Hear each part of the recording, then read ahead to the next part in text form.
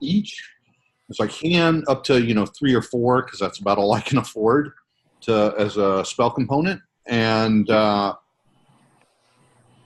that's basically it. Otherwise, I'm just doing my druid thing of communing with nature and taking my dog on long walks and wine by the beach and the stuff that you do. All right. During your stay in the city in Illumina, you'll be able to find three of those gems that would meet the quality and standard that you're looking for. Excellent. All right. Well, I'm playing Kazuchi, a deep-known academic and arcane archer fighter. She uses a crossbow and blunted bolts, both of which are a bit unusual for those sorts of fighters.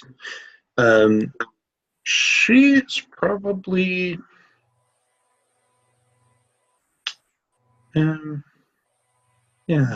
probably planning on this trip to get some of her measurements for her academic work at the same time, specifically being an astronomer.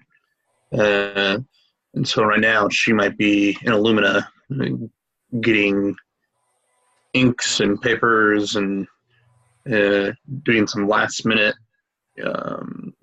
observations of the night sky and such before heading off with this Kardak individual whenever that trip starts. You'll also know that the Earthen Brotherhood has a fine library itself, so that may play into some of the info. Oh yeah. Yep. As far as that. Okay. Now each of you give me we'll say 2 perception checks. Okay, before we do that, a couple other things, one I just thought of. Can I use my herbalism kit to create some healing potions or buy some? What's available? Basic healing potions are available at Player's Handbook cost. There's over at Pincus's general store, he carries them. Let me see how many he has on hand. He has 16 of them on hand. And none of the greater or superior or anything like that? Let's see.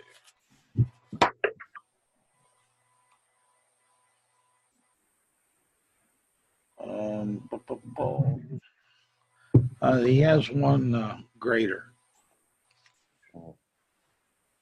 So I'm going to buy 1 greater and 4 regular. I've got to look up what the cost is, though. Give me the regulars are 50 gold pieces. Yeah, I knew the regulars. It was the other one. I think it's 400, but it may be a lot more. But let's see here. Potion of healing, greater, it's uncommon. So yeah, I think that would be around 400 or 500. Okay. Okay, so 700, and I'll have one greater and 4 regular. All righty. Now, if I can get those perception checks. All right. Perception. There's my perception. Before we leave, I will ask Pincus if the trip will be by land or sea or both? Well, it'll be by land. Okay. So she'll actually have she has a pony that she'll bring along. All right. I've got a 23 and an 8. You said 2 perception checks. Yep. Right? 23 and an 8. Okay. I got an 11 and a 10. 11 and 10. All right. While Kardec, while in town, in around town, you just have the feeling like you're being watched.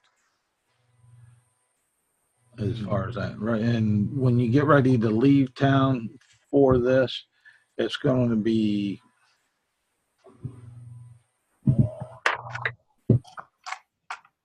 about 2 in the afternoon.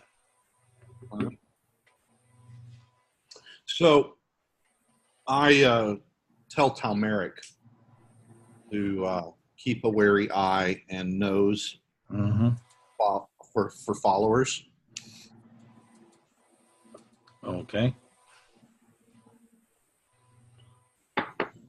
And he gets advantage on smell-based perception checks. Yep. But right here in the city, it's kind of difficult to pick out a smell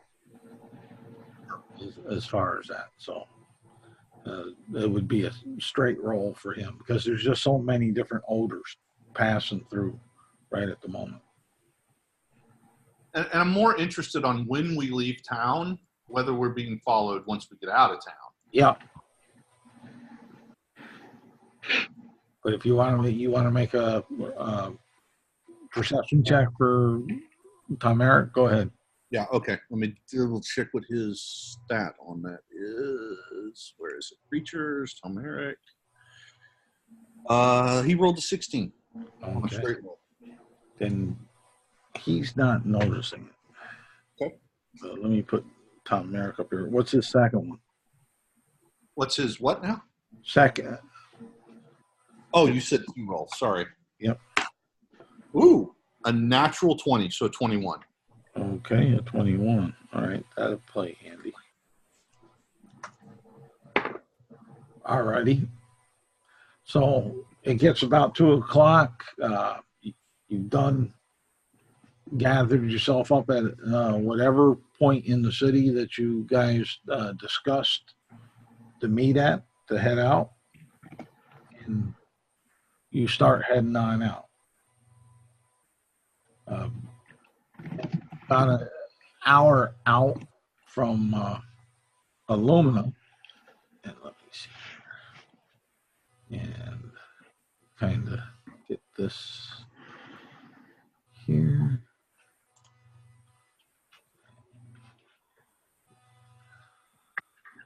I think that's the one right there. We'll share right over here. Let me get a better brush for that. Yeah, maybe a nicer color. Yeah, we'll go with the. Come on, there we go. Size. And right over here is Illumina. And and do you want to cross the swamps that are right here? Or get that bigger, that brush size. Right here where it can be seen. Okay. This is over here is swamp. Or you could take the road that heads out this way and then picks up right over here for the bridge across the river. Seeming slightly we would avoid the swamp unless we really want to make things difficult for ourselves. Yeah. Yeah, I'm up for the swamp. All right. I couldn't hear what you were saying. I thought you were saying, let's make it difficult for the guys that we're trying to trap. Oh, my character doesn't know anything about that. So she's just like, yeah, let's take the road. No problem.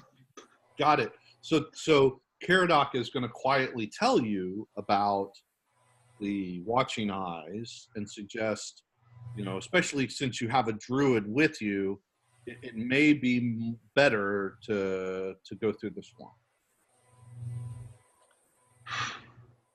Yes, that the pony might the be more difficult.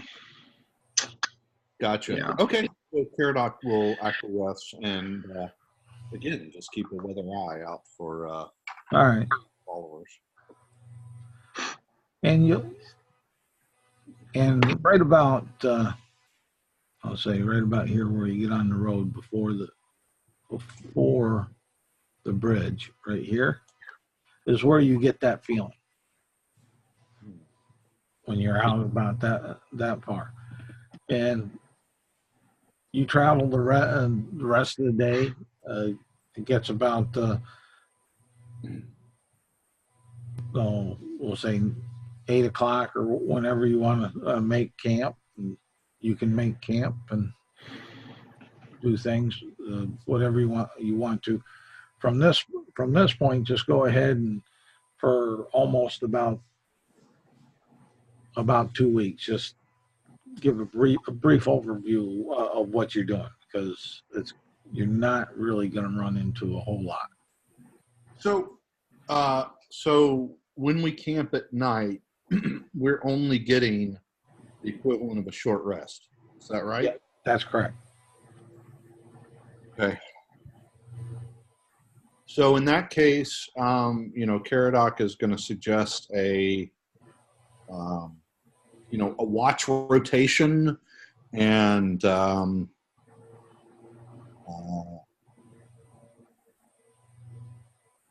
that's he's going to hunt when we need to hunt. Him and Talmeric will bring food as needed, and keep a wary eye. We'll travel at a normal pace. That's my perspective, at least.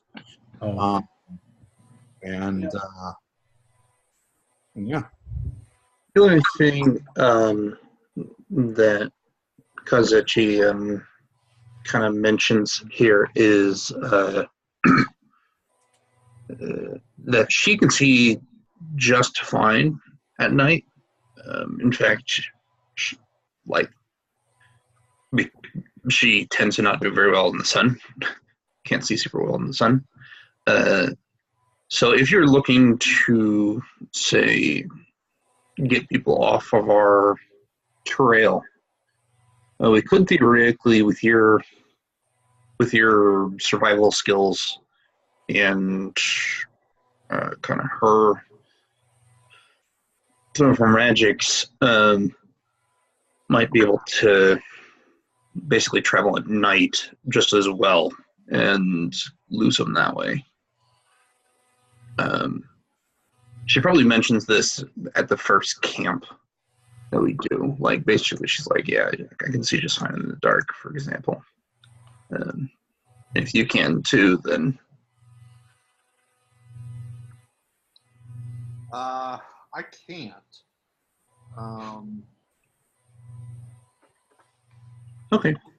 Yeah, but I mean, Talmeric at least, he can't see in the dark all that well, but he does have, better smell perception. What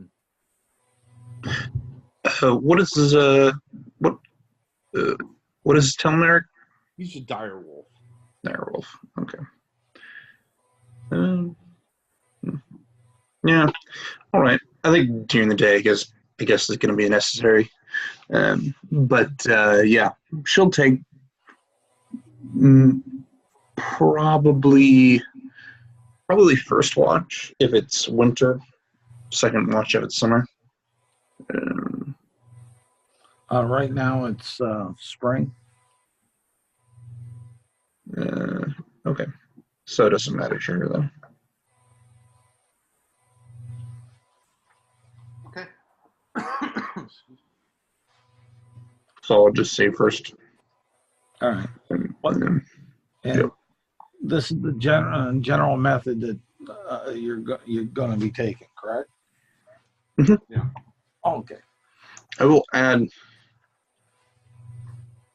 because she knows she's being involved, she'll put her cloak up, which blocks people from seeing her face.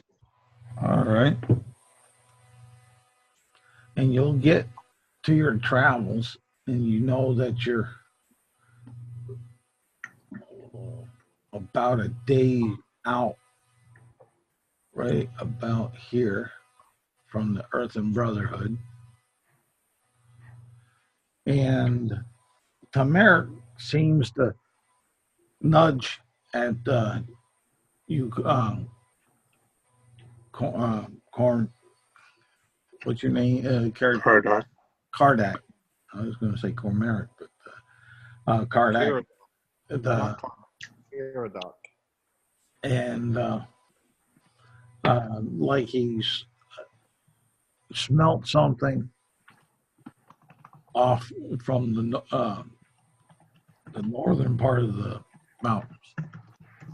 Well, if he smelt it, he dealt it. It's possible.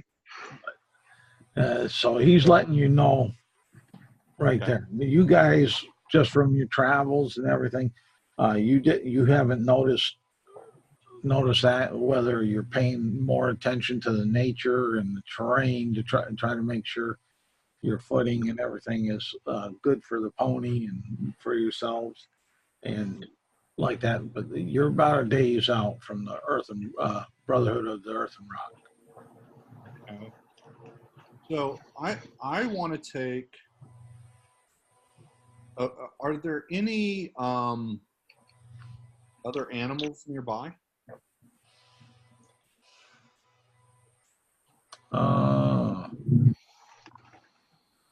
Let's see here.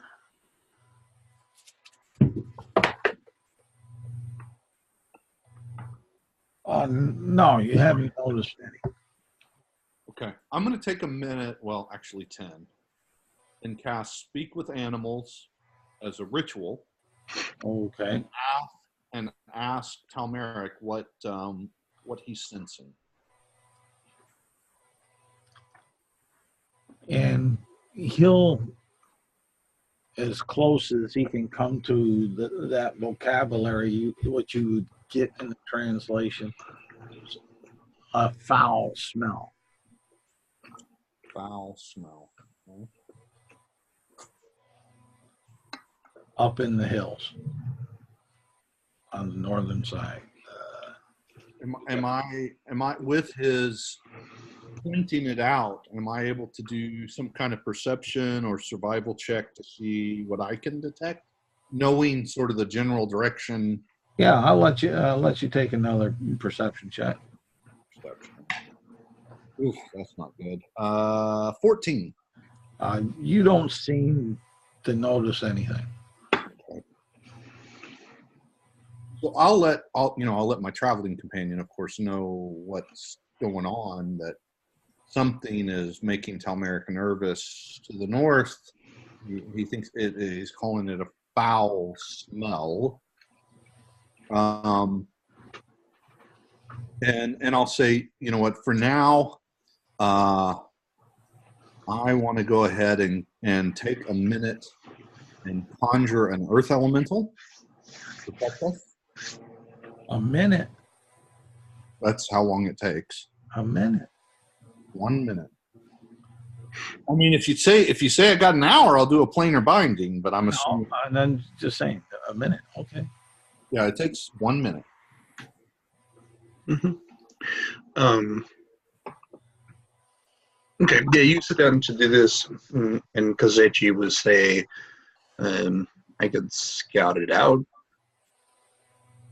Assuming the terrain isn't horrendous here, Charles. It's standard mountainous terrain. It'd be like what you run across between a combination of the Rockies and the Himalayas. Okay.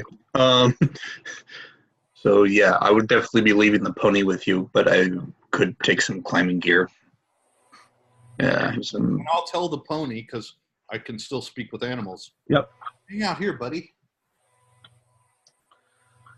Talmeric, don't eat the pony. No. back off. You don't have to worry. The pony stands a fair distance away from Tom Merritt. That was a joke, Charles. The pony survival bell is ringing red in his eyes with this. Even though they've traveled so far, he doesn't have his rider there to guide and protect him. But yes, I understand the joke. All right. So I guess I'll head off that direction. All right. Try to use cover. There's plenty of hidden.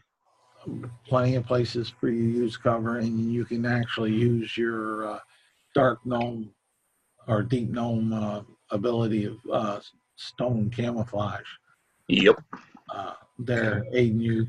And give me a perception check. Okay. Did you want him to stealth as well, or just a perception? I'm already going to succeed. There's no chance of me being noticed. But I don't notice anything with an 8. No. So you can't find the trail, so to say, or the being running across, or beings, or creatures, or monstrosities, or devils, or whatever he smelt so foul. But with that, I'll let you come back with yes, that you smelt something that did have a evil sulfur smell around there that didn't seem to fit the place and the terrain of the mountains that you're at. Okay. Yeah.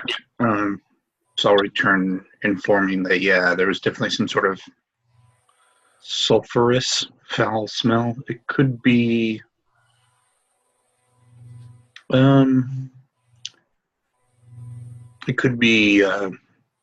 volcanic activity, but it seemed out of place. Maybe some sort of scent left by unearthly creatures. And so, what do you've casted your conjure elemental, right? Yeah. All right. You have your elemental. So I want to use. I want to track. I want to see if I can track. Not percept, but track. The whatever he detected. Roll me a survival roll. Do you want to just send the earth elemental, or are you going with them? Nope. The earth elemental doesn't really have skills like that. Right. Okay. So honestly, okay. Ooh, natural 20, so 26. All right. You see some rocks that look like they're picked out of place up on the northern side, and then they seem to disappear. The tracks, not the rocks. Huh. Almost okay. Possibly like it took to the air. Oh. It would be a reasonable assumption for a druid of your level. Okay. As to why you'd lose track so soon. There's other reasons too, but that would be a prime. Okay. So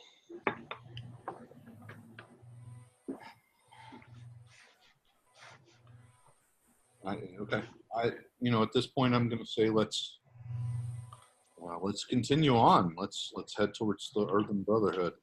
Yep, and you'll get there in fine shape. It'd be later in the day. Okay, so I've lost my Earth Elemental then, I assume. Yeah, that's only around for an hour.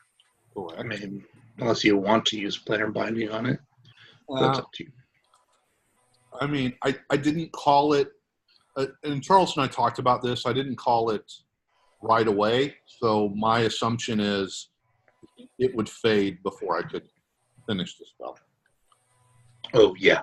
Okay, fair enough. But, okay, you guys are up, coming into the Earthen Brotherhood right here. And you're met at the gate by the arch druid for this conclave. And I speak to Druidic. Hey, blood. What's up? okay, he'll return and courtesies and such, and he'll ask what you're in common. He'll ask what's your purpose coming here. And we'll explain, you know, what Pincus explained to us. As soon as you say Pincus, the arch druid knows exactly. He was just trying to filter out were you just stray pilgrims, or if you were of the team that he was expecting, because he gets pilgrims through here periodically, climbing the mountains and looking for rest and recuperation. Okay. So we'll you know, converse with him about our mission and ask him what can we do to help. Just rest your souls, rest your bodies, partake in our humble meal. It's the ceremony to get this item out and prepared for you is going to take a while. So you take a good night's rest here in our dwellings and find yourself fit. And if you desire, we can take care of your four-legged creatures and ensure that they're taken care of properly. Yeah, absolutely. And do I at any point detect any deception or anything to be worried about here? Well, roll an insight. 4. You believe every word he says. I believe you are my friend. All right. So yeah, I mean, I'm up for partying down and getting a good night's rest, and I'm assuming that's a long rest, and yes. So we get our spells back, etc. Yes, it is. Okay. While we are resting here, as it was her intention, she will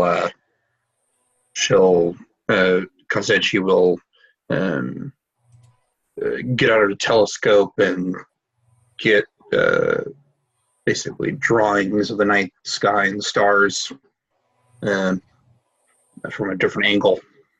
Okay. Give me intelligence check. Okay. On doing that. The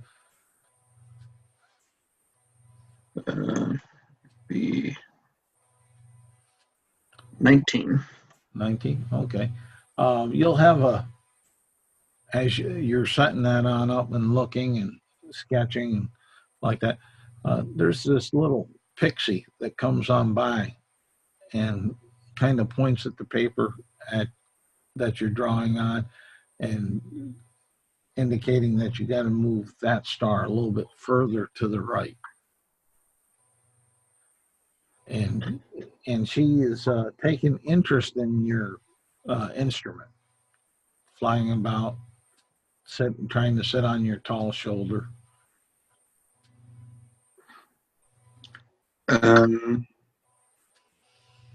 Okay. I guess I'll allow it. I will say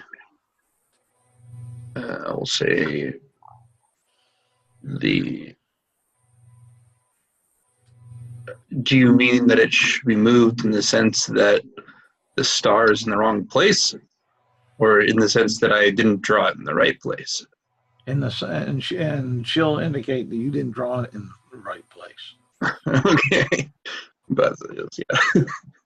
Stars are. I don't get to decide where they go. That's for sure. But yeah, I'm sure I'll redraw it. I mean, it's ink, but And she'll do what I can.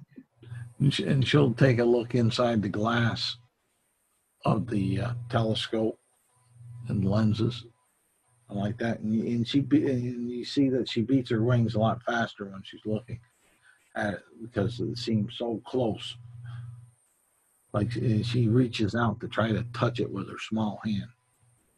Mm-hmm. And like that, she's very, very happy with this, enthralled of a sort. But your drawing's very accurate. You're getting the information that you're hoping that you're able to get star-wise and constellations and such. Cool.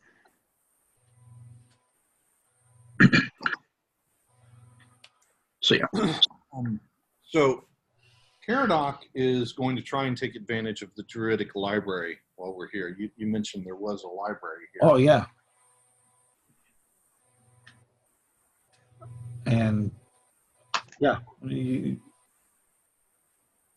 can take advantage of it. The arch druid will assign someone to accompany you while you're researching whatever. Okay.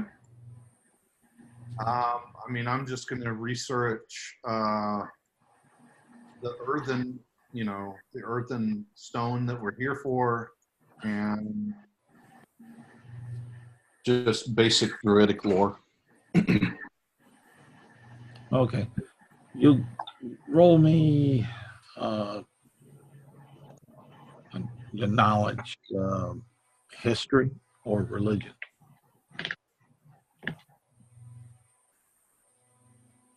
So not something wisdom based for a wisdom based class. Okay. Yes.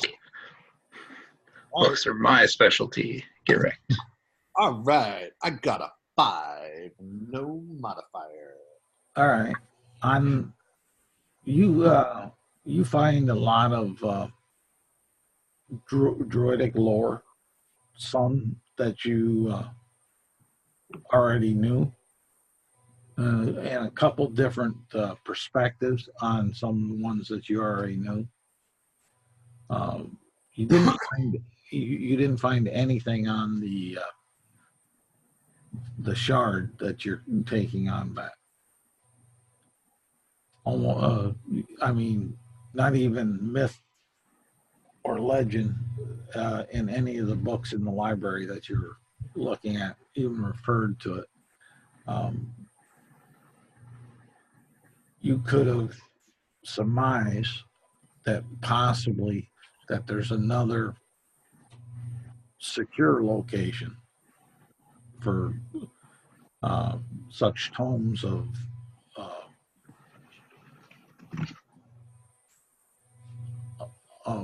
precious information as such as that, or archaic information. Okay.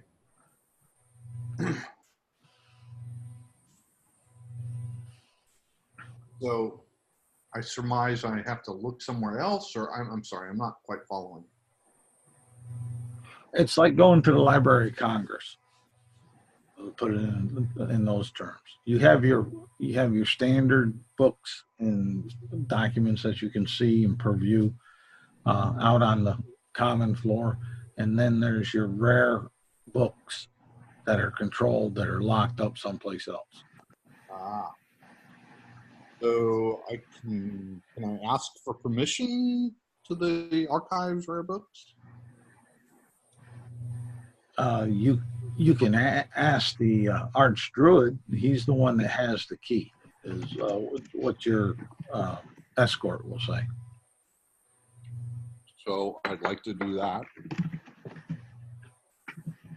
And what are you asking the arch druid? So I'll tell him, we were sent on, excuse me, a very important mission here by Pincus, and I just would like to make sure that we understand as much as we can about the earthen shard before we leave, as you have, additional materials about it and have had time to study it. And he'll tell you that, okay, the earthen shard, brother, it's the piece that keeps the land masses calm. It keeps the ground firm. It holds back the water and such. When it's allowed to be used corruptly, like the Dark Queen and Darzanon wanted to do, land masses would change shape if they so desired. You have that large amount of control over the land masses.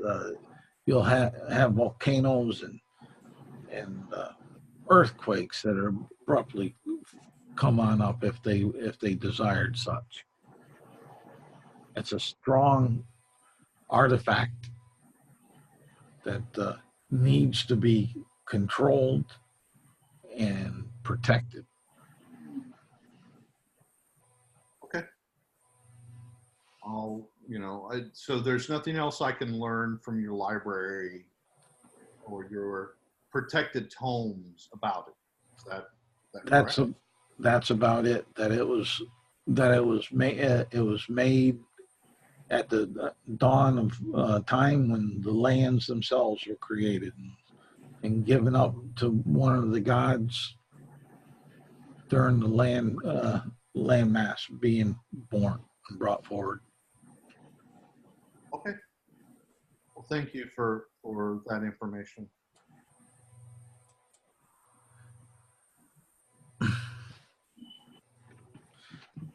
Anything else from either of you? I'm good. Okay. How long have we been here? Like, in the sense that we took a long rest, so it was a day, 3 days. Like, how long? Oh, you in here you're getting a long rest return for just the 8 hours of sleep. Okay. Well, I guess more specifically, what I'm wondering is, has it been long enough that my character would think that the ritual should be done to procure it for our use and transportation? It can be, just in the Okay. I just wanted to make sure that wasn't like, and 3 days have passed and you still haven't received it, and now it's a week, and now No, it's just in that next morning you guys would be given it. Okay. As far as that, and the Arch Druid and the conclave up there will give you their blessing for safe travels and such. So we'll say, let's see here.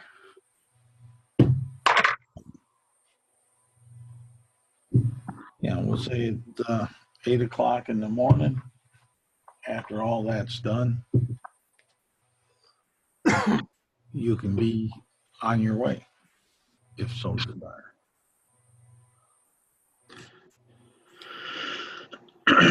So when we're given this shard, how large is it? Does it glow with light or something? You don't see it. You're giving a oaken box. 6 inches by 6 inches by 6 inches. And the oak looks to be the same oak that was from the tree of life. Like they took a branch and made the box from one of its branches. Okay. And almost as soon as we receive it, which I'm assuming Caradoc is given it, I will say to the head druid here, whoever gives it. I'm guessing that we shouldn't open this. No, the strain and the powerful magics will cause strange rifts in the weave of magic. We're not responsible if you do. Okay. Then I'll probably take a rope and kind of hold it up to Caradoc and say we should probably tie it up then, so people don't open it randomly. I immediately open it. That's a bad thing. Yes. Yeah.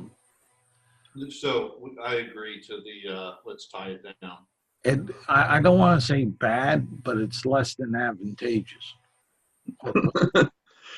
I'll probably write up a note too, just like a warning, ink and paper put under it, like, warning, do not open.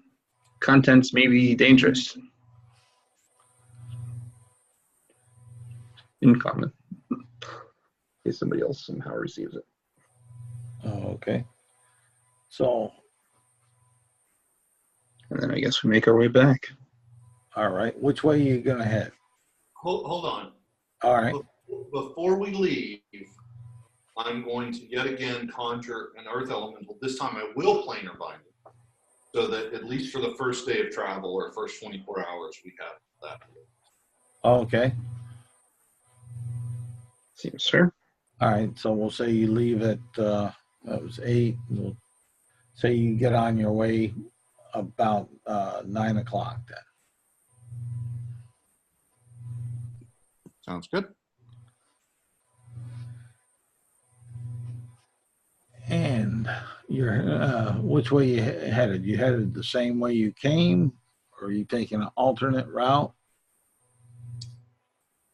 Caradoc is going to recommend we take an alternate route.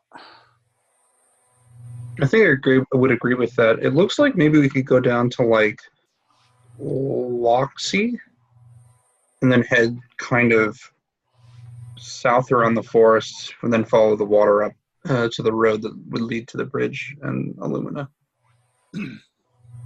All right.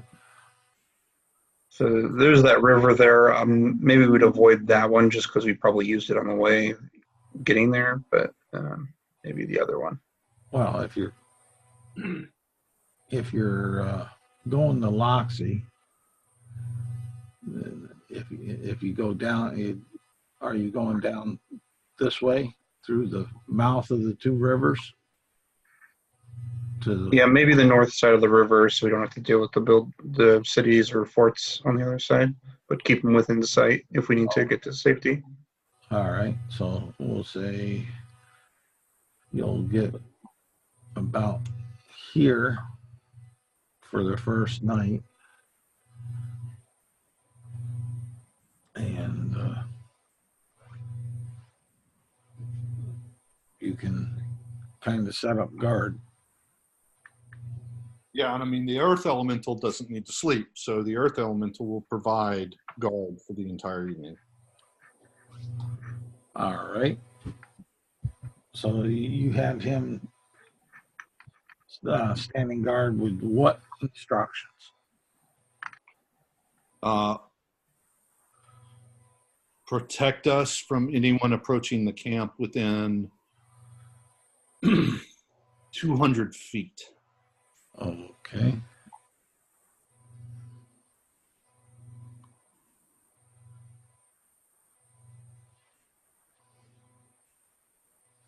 Alrighty. And is that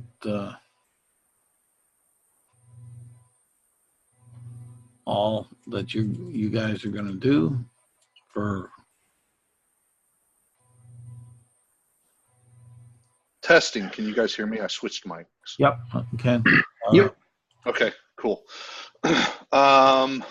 Do we want, I'm going to tell Talmeric to also stand guard at least for part of the night. All right. Should we, I mean, honestly, at this point, I guess we should also do a rotation. So you know, Talmeric will guard half the night, the Earth Elemental will guard all night, and then he and I will have a rotation. We'll have a three-way rotation basically with Talmeric. Yeah. Talmeric. Yeah. Yeah. Agreed. Okay. Have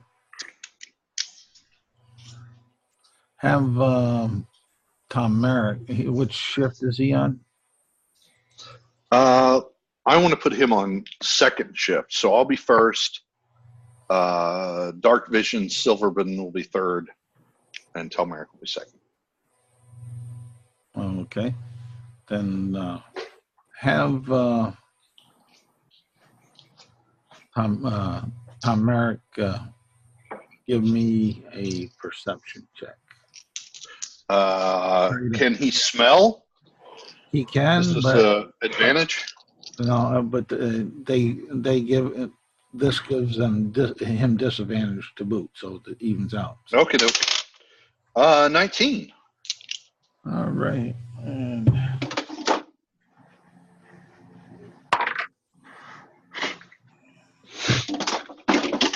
okay. He starts barking or howling in a direction. Okay. So I wake up and immediately call the Earth Elemental to me, and I go to Talmeric, and we go investigate. Okay. Let's see. Do I hear the barking? I would assume that you do. All right. Oh, and yeah, never mind. Go ahead. Yep. Sounds perfectly good. You three will take care of it. No problem. All righty. That was not what I was about to say, but okay. Okay. Roll me a niche. Of course. Naturally. Oh, yeah. Happy. Always. Oh, I love a niche. Do I assume all my stuff runs on my initiative order? Otherwise, it's a pain in the ass to keep up. We can do it that way. It's easy enough. Let's see. Ooh, 21. Right. Let's see here.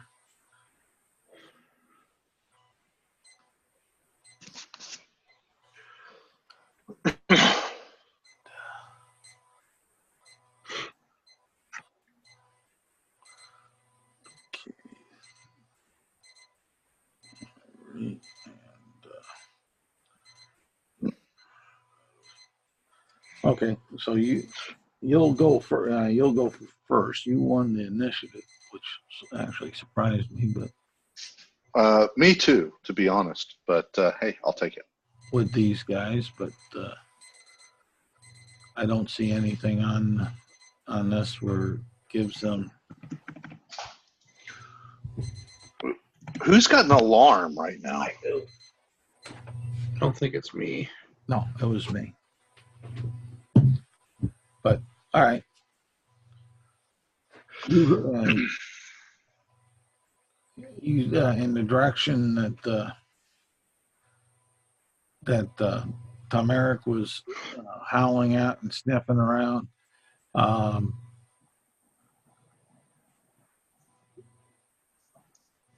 You don't see anything. I don't see anything. Yep. Even with the 16 passive perception. Oh, yeah. Okay.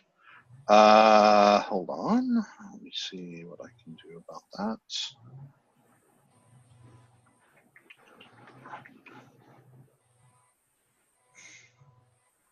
That's used up. Okay. In that case, I am going to. No, I'm not. Yeah.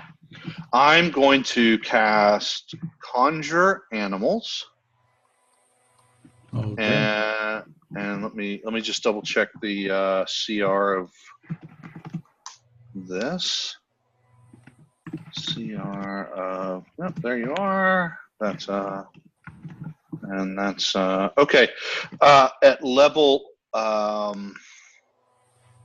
4, which means I want to pull forth 16 CR 1/4. I mean, you get to call, but I'm asking for wolves. So however you want to play that.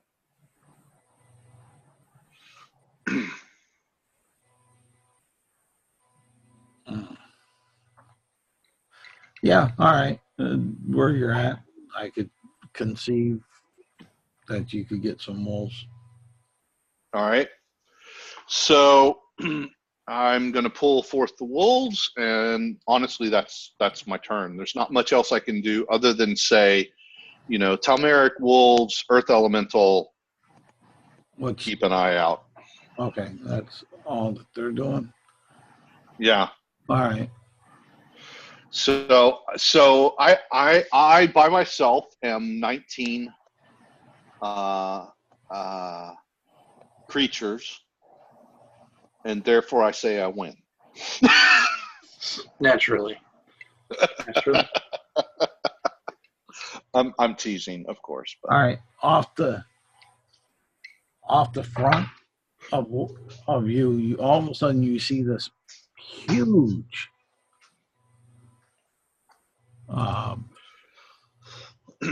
ugly sort of dwarf up here. Giant size dwarf, ugly. Giant dwarf. Wow. Okay. He is bigger than you. That's big.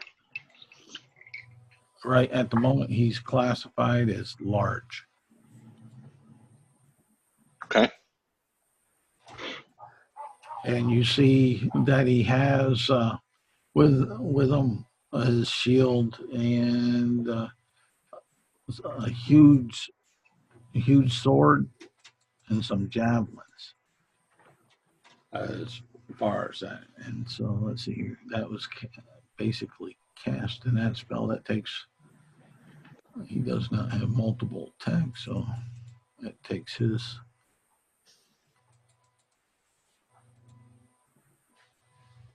That takes up his action. He becomes visible to you and is enlarged. Okay.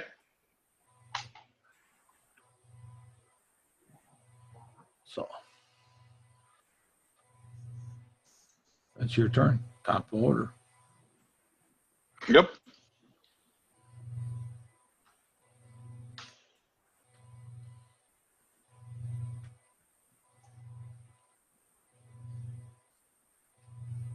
So who's next? You. I get to go again? Yeah. Two actors. There's only 2 actors right at the moment because. Oh, he's not up yet. Oh, okay. Yeah, I will call out to him and say, hello, friend.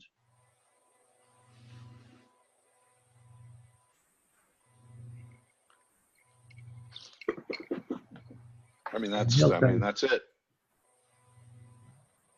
All right, let's see here. What would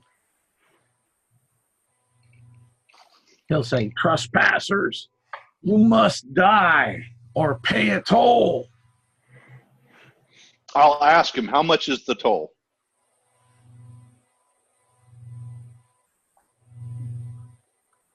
A pretty bauble.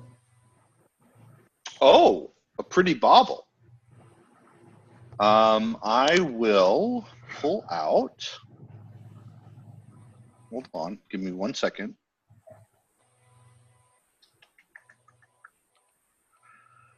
I will pull out one of my my gems, my 1,000 gold apiece gems. Okay. And say, is this a pretty enough bauble for you? He'll say yes. And he'll lay his big hand on down, put it on that. Oh, and I'll say, too bad, and I'll kill. No, I'm just kidding. Okay. No. I'm kidding. Yeah, I will trade him one of my gems if he assures me that he and anyone who's with him will leave us alone. And he'll assure you that he will turn and move away from you. And won't attack us ever again, period, to the end of time. And he'll say, I can't make such a promise. I don't know what the end of time is. And how about for the next month? He'll say, for this, okay, I won't attack you for the next month. Or anyone who's with you. Okay, anyone that's with me won't attack you for the next month. All right. I will give him the gem. All right, and he'll stride off up over the mountain ledge. All of a sudden, you'll see that he shrinks on down to about 4 foot. Okay. Then I will ask the conjured animals to spend the next hour patrolling, and so on and so forth, and go back to bed. All right. The rest of that shift goes uneventful. Next shift that's up, does he or she wake up? I mean, Sure. it's me. Oh. I'm the next shift. You're the shift after the wolf. Yep. You're last shift. I'm middle shift, and yeah, I wake up. Okay. And I roll a modified 20 on my perception. Goes uneventful. Next shift. Do they wake up? Sure. Okay. And what are you doing during your shift?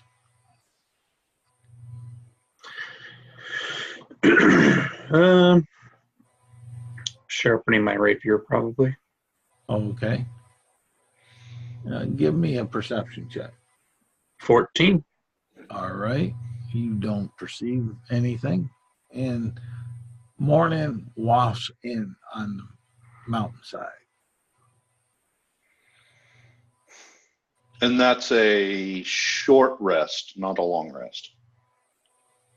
Yes. Okay.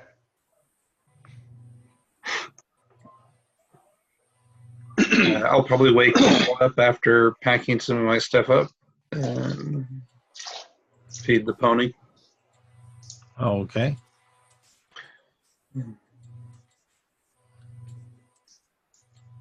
Oh. One sec. I don't want Demogorgon.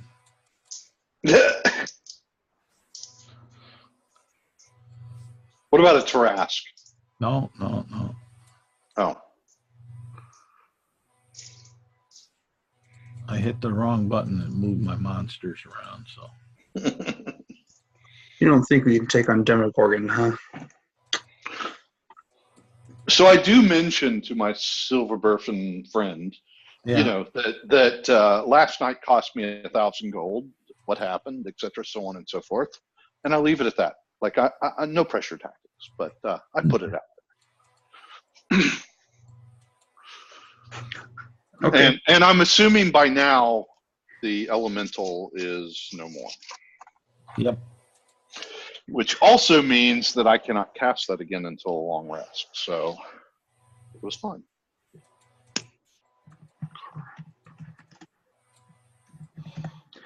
Yeah. You mentioned 1,000 gold to me, right? Yep. Cool.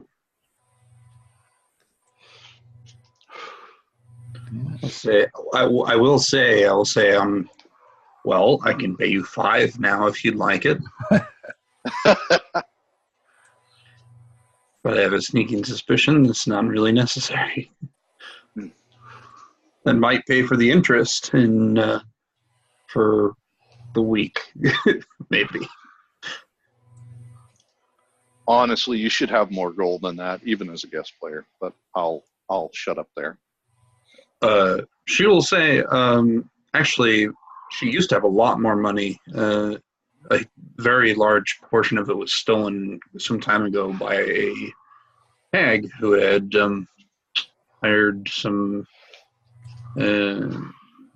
thieves, ne'er-do-wells, to steal it from her. Ne'er-do-wells. Mm-hmm. That's my trump card right there. Yeah. Damn it. Yes. It doesn't bother me too much, but, you know.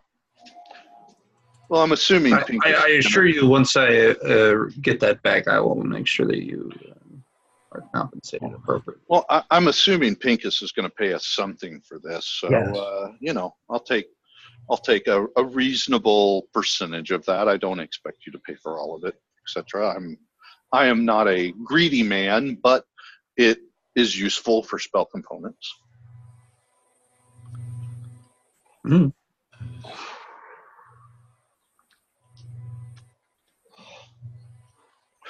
A dragon stole all my money, though, so I feel your pain. Mm. A dragon is quite a bit more difficult to foe. And yeah, and I mean, I couldn't even do anything about it. I took a break from Facebook, and next thing I know, I'm poor. What? rough.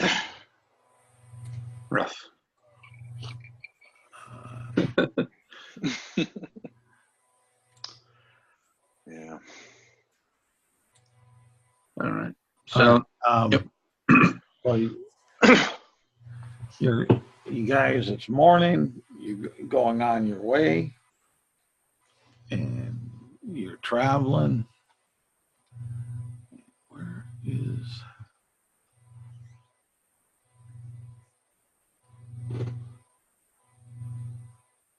And roll me percentages, and the smelling it isn't going to matter on this one.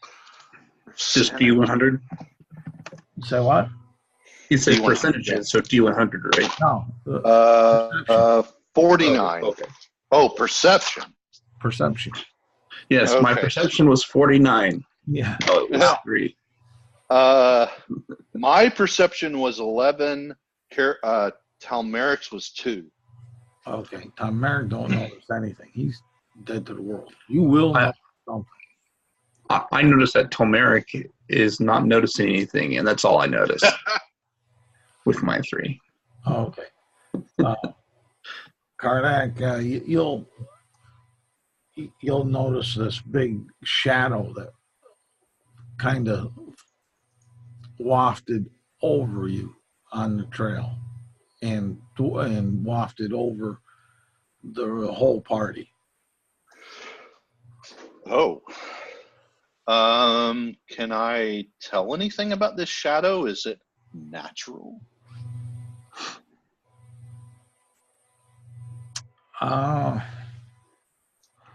Giant flying sheep. Those are clouds. Let's see here. Give me an intelligence check. Ooh. Intelligence. Oh, that's actually better than I thought. Oh, no. Never mind. Hold on. 2. I looked at saving throws at first. My intelligence saving throw is +4, but You just poo-poo it off as just clouds, dark, heavy clouds going over top of this. Again, did they look natural? They look. Well, you saw the shadow. You didn't look at the cloud. Okay. Got it. That's the perspective that you're seeing on the ground. Is this shape, dark that flew, kind of flew on by, drifted on by, swafted on by. Okay. As far as So I don't say a thing. I mean, it's just okay. Clouds. Woo. okay. So let's see here. Got there. And As we're walking along, I start to play my pan flute. okay. Give me a performance check. Perfect. 11. Okay. Average quality.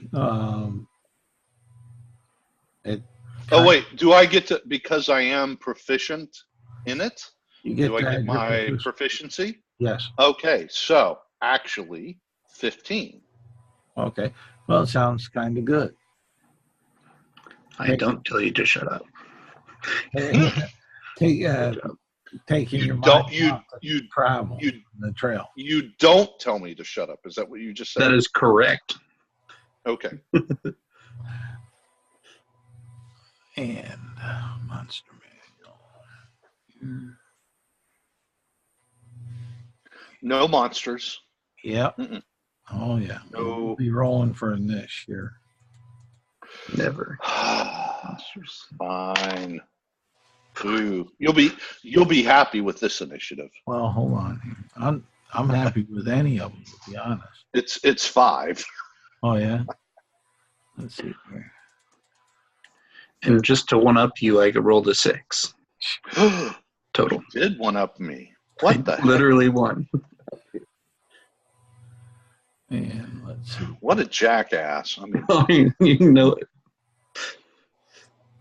Okay, where's your papa? I don't know, dude. Where's He your doesn't play D&D anymore. Oh no, not yeah, right there. Yeah, that seems relevant right there. Yeah. All right. And what does he get for his initiative? Not much. All right. All right. All right. Guess I'll work on out there, there, and then there. You got a 6, right? Yeah. And then a 5, Yeah. and then a 2. Seriously? Yep. So Isaac, what are you gonna do? You see this large white serpent circling to come down towards you. When you say serpent, do you mean long and thin, or do you mean like more crocodile shaped?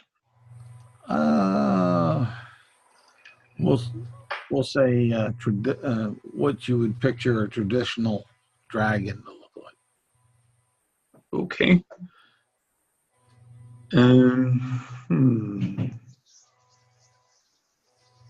I guess I'll pull my. And I'll give you one other bit of information which will help you as far as that. Right at the moment, it's about 200 feet up in the air. Okay. Yeah, I'll pull my light crossbow out.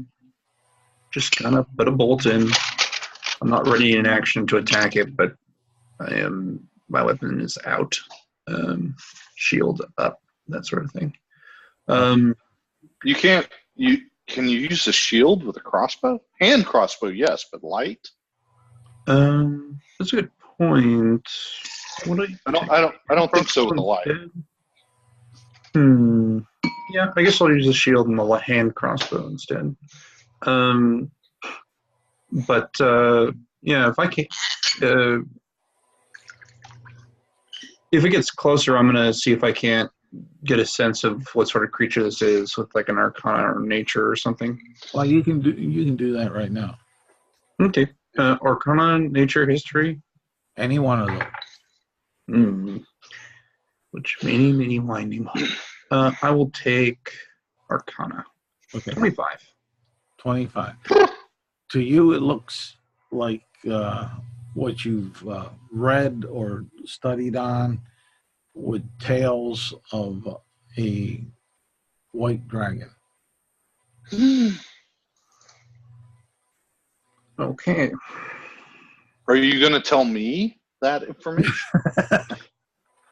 I'm going to say, yeah, that looks like a white dragon. I will also say, if it decides to attack, don't use anything cold, and try not to seem like a strong opponent. I'll immediately cast Frostbite. No, I'm just kidding. Immediately cast Heal Dragon. No, Heal Dragon. Awakened Dragon. Awakened Dragon. Yeah, that is my turn. Okay. What's Tamaric and Kardak doing? Can we just sit here and say, oh shit, oh shit, oh shit, oh shit, oh shit? If You can want do that to. as a bonus action. Bonus action? Cool. So, what are we going to do? I was so close to memorizing a protection from energy spell, and yet I decided, nah, let's not do that today. No, that's a bad idea. Oh, those are bad ideas. Give me 2 seconds to look one thing up. Go right ahead. Yes. Ooh, no. Not good. What about you? Let me see what you got. What? This doesn't make sense. Hold on.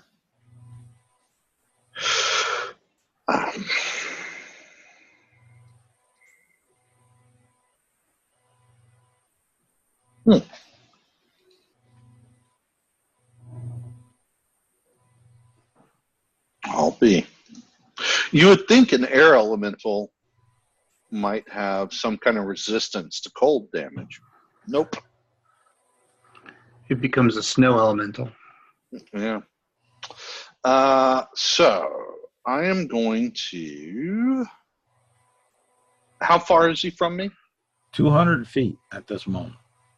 200 feet. That's 10 meters, so that's not enough.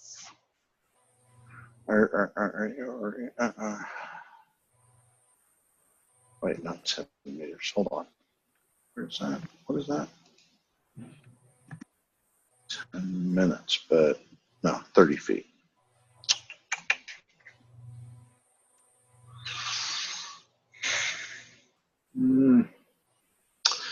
I am going to cast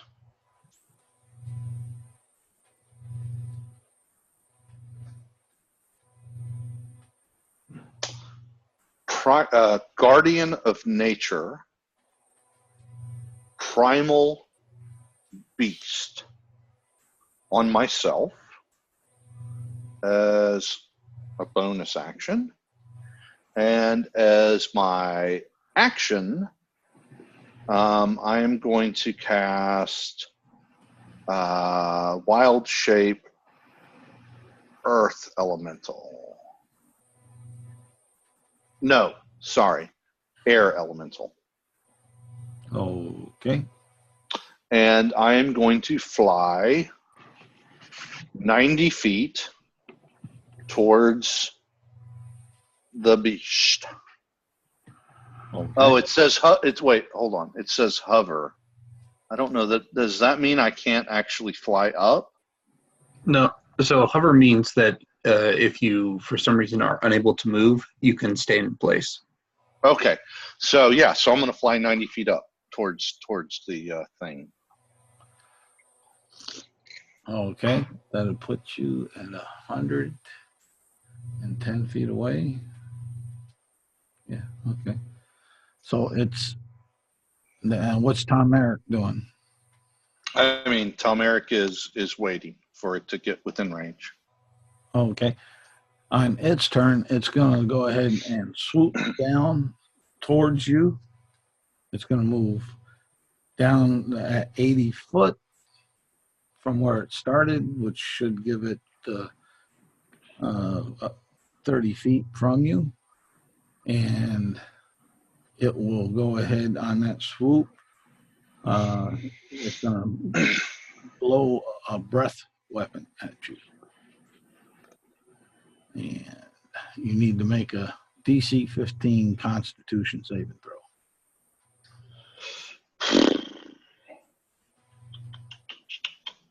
Let's see here. Do I get? Hold on a sec.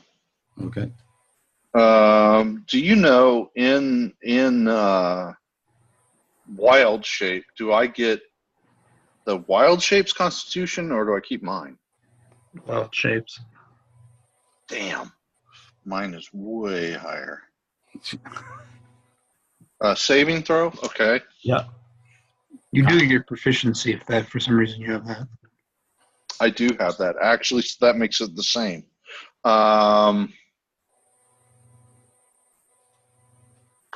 4 plus, no, it actually makes it higher. So something's weird there, but okay.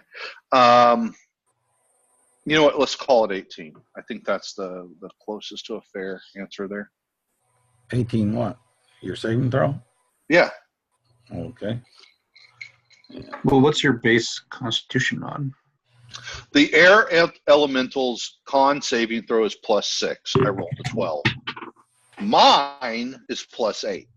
So 4, 6, 8. So it's an 18 or a 20. You pick. It don't matter. Either one. Let me roll this damage. Alrighty, tidy.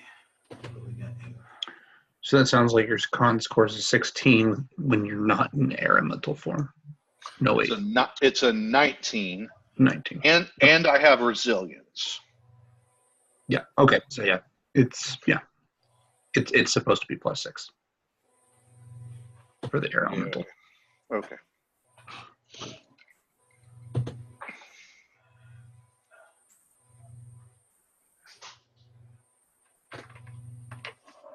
Math is hurting my head doing it right at the moment, but that's too easy.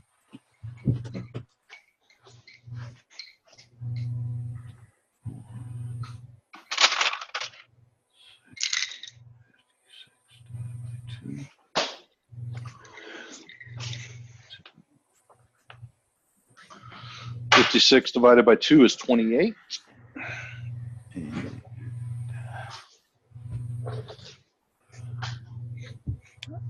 you take 28 points of cold damage. And I have resistance to any damage dealt by the DM. So I shoot you in the back. Okay. All right, got it. Say what? 28 points of damage. Yeah, that's already halved. Because you made the I got you. And then that takes us back up to Isaac's character. Okay. So this dragon is still 120 feet in the air, which sucks. But I don't think it will make a difference regardless of which of those I do. So Let's see here. Does he recharge?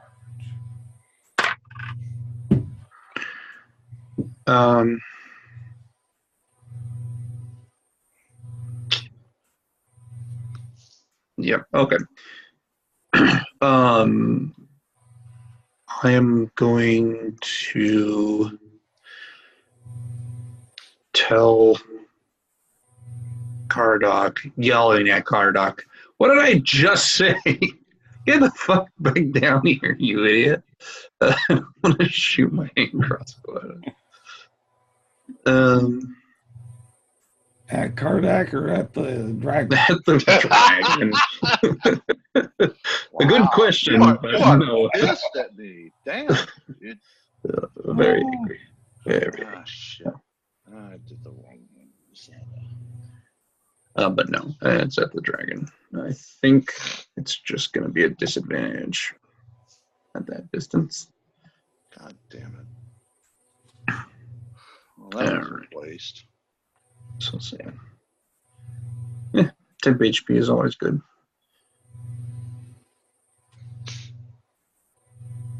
All right. 19 hit? Yes, it will. No, I should have called that. I'll make it a grasping arrow shot.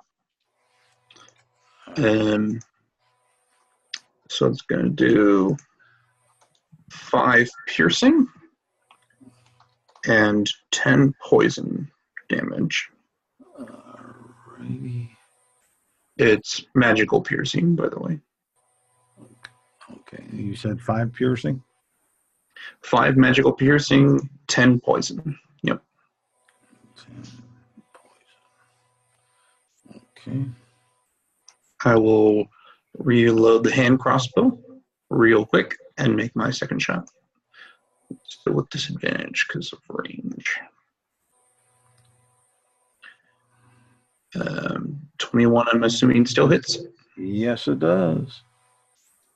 8 magical piercing. Okay, hold on one moment. So I can get this. Actually, it's bludgeoning. Apologies.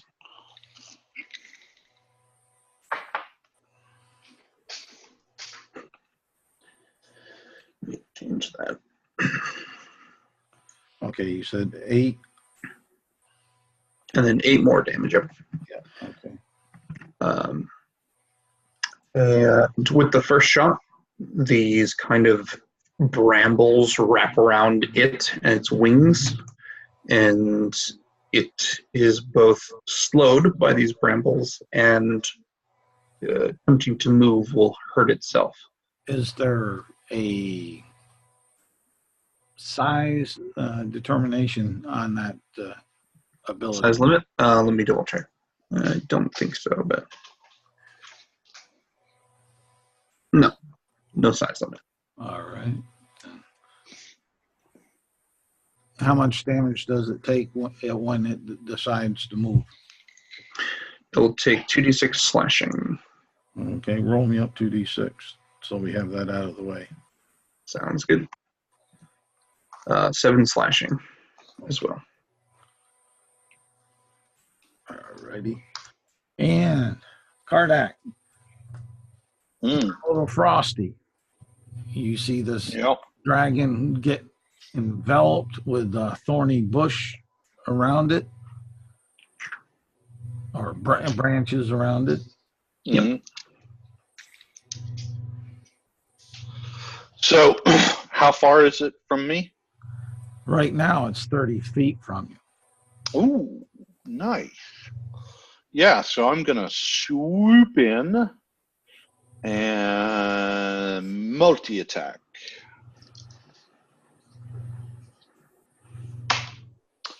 A 16 and a 27. The 16 misses, but the 27 just barely hits. Yes, naturally. Okay. Let me see here. That does 2d8 plus 5 plus 1d6. Okay, I'll find all that shit. 2d8, 2d8. That ain't a d8. That's a d6. That's a d8. That's a d8.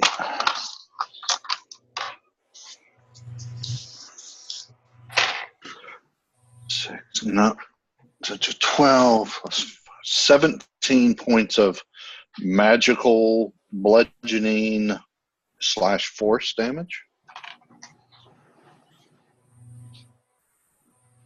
Okay. And And let me think, is there anything else I can do? Yes, as a bonus action, I am going to burn a 3rd level spell slot for 3d8 points of healing. Can you cast spells in wild shape form? That's not what I'm doing. Hold on. 16. So I get 16 points of healing. It's a special ability of moon Okay. druids that can burn spell slots for healing. Okay. All right. Just asking. I know that As a certain bonus action. certain points druids can cast in wild shape up in the higher. I mean, it's way later. But this is just a healing. I can burn spell slots for healing. Okay. And that's it? How far is the dragon from the ground? 120 feet. Yeah, so yeah, that's it. All right. And you came within melee range of it, right? Mm-hmm. Hit it. All right. That's cool. So what it's going to do, let's see here. He's going to attack you. The first attack is that's a +7. That's a 19. Yep. That's the bite attack. And now, And is it considered magical? is it considered magical? I don't think it is, but what are you fighting me with? A dragon. Adult, elder, etc. A young. Young. So no, it's considered just a regular bite. Okay. Crit on the claw. Okay. And a 23 on the other claw. Nice. So I take half damage across the board. Yeah, so let's see here. On the bite, it was 15 plus 4, because the 4 is cold damage, so you'll take all that. Yep. So, okay, got it. So that's there. On the claws, it's slashing damage. You'll take 11, so half that, say 5 on the one claw, and then it would be 10 on the other since it was a crit. I'll just quickly double it. All right. Yeah. So I kind of wipe my shoulders off and say, "Is that all you got?" Then it goes ahead and flies off. Reaction. Go ahead. So is it to be 22 to hit? Okay. What are you hitting with? I'm slamming them. Okay. Just asking. So, wanted to know. Yeah. People out in the internet wanted to know too. Oh, okay. Yeah, so I'm slamming them because of my guardian of whatever I get. It's basically 2d8, 1d6, plus 5, and it is magical. Okay. Roll the hit. So it's 17 plus 5. That's 22 magical damage. Yeah, but you still got to roll the hit. I did 22. Oh, 22. Okay. It So you hit, got the same number twice. yeah, I did. Well, I did with many more dice, but yeah, 22 to hit, 22 magical damage. Okay, that's I guess what's confusing me. 22, and it flies away. Like away, not down? Yep, away.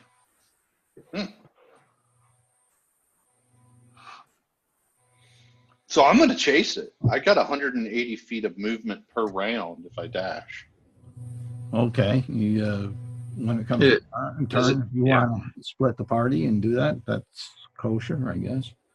But any of you guys speak Draconic? I do. You do? Hmm. You'll hear it when it's crying in pain. It's hollering, I'll send my father Elkenheart after you.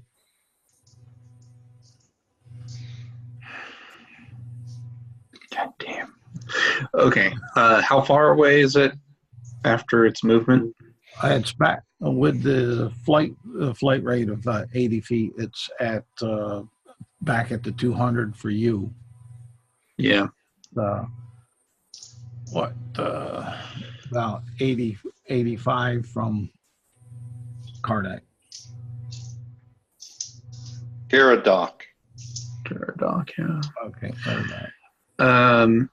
Yeah.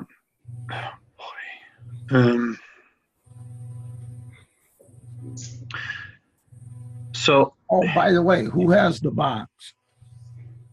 I was thinking the boxes with either the wolf or the pony. Okay, Just carrying it just- would be a bit annoying for just most ask. of us. Yeah, it's tied to the back of the wolf. All right. Okay. The, That makes more sense to me. the 18 foot long, 8 foot tall, 1,000-pound wolf. Wolf. Yeah. Yeah, that seems good. I will shout up in common. Actually, no. The first thing I do is I'd like to roll a check. How likely do I think that when this dragon returns back to its father, the father doesn't just slap it for being an idiot, versus it actually like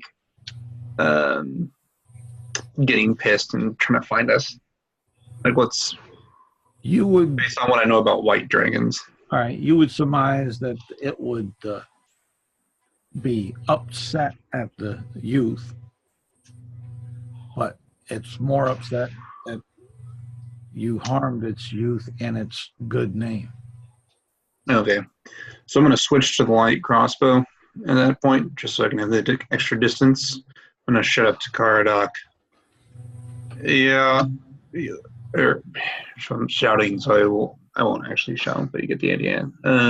I'll say, we need to drop this thing before it gets too far away, and I'm going to shoot it twice. Okay. It's at 200. Disadvantage because it's really far away. Yeah, but you at that distance, it doesn't go beyond that distance. So you would know light crossbow. Light crossbow with disadvantage goes 320 feet. Okay, that's what I wanted to check. Yeah. All right. Yeah. 24 for the first hit. Well, that'll hit. 11 for the second. That's a miss. Okay. And then I'm going to action surge to attack it twice more if it doesn't drop at the first shot. 10 bludgeoning. Okay. It's still going? Yep. Okay. So I'm going to make my next shot. This one's going to be double up on this.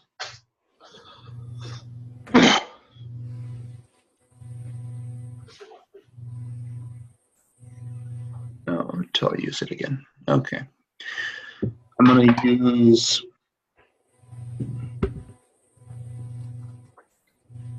Yeah, I'm going to use Shadow Arrow on the next shot. Miss it. Okay. But 11 doesn't hit. And a 14 doesn't hit either. No. So that's 3 misses. And 1 hit. But yep, that's all I can do pretty much. All right, Kardec. So I got 90 feet without dashing. So I'll cozy on up to him and attack him twice. An 18 is my best. That'll hit. So that's 2d8 plus 1d6. And by the way, I did roll my concentration checks. I did not drop my spell. 7 plus 15, 20 magical damage. Okay.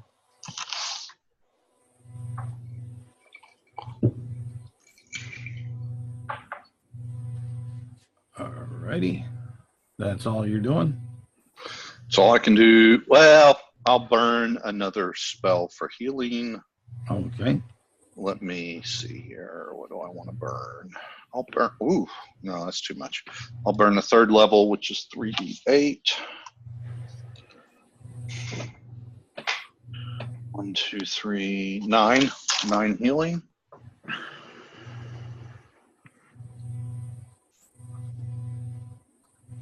Okay, that's it. All right. It dashes out. So that's 80 or 160? 160. No provoke. But So I will take my reaction. 16 to hit. Misses. Okay.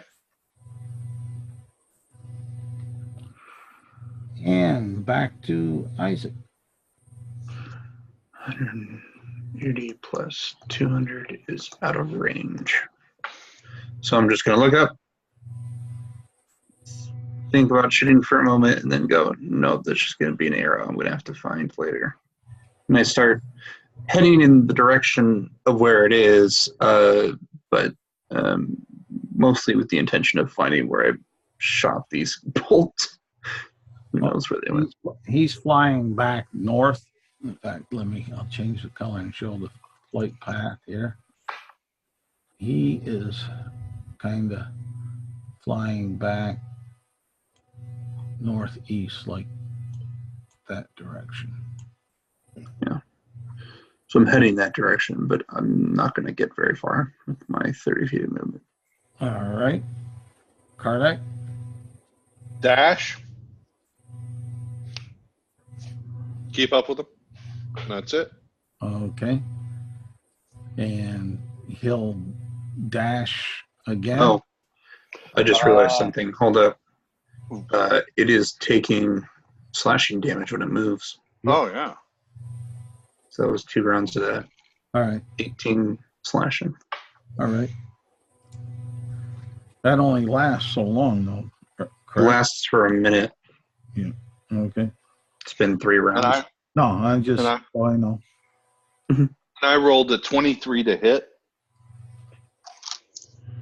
on his on my reaction. Okay. And do, What, you dashed up there, right? yeah, I still get a reaction, man. I don't take these things wrong. I'm asking. No.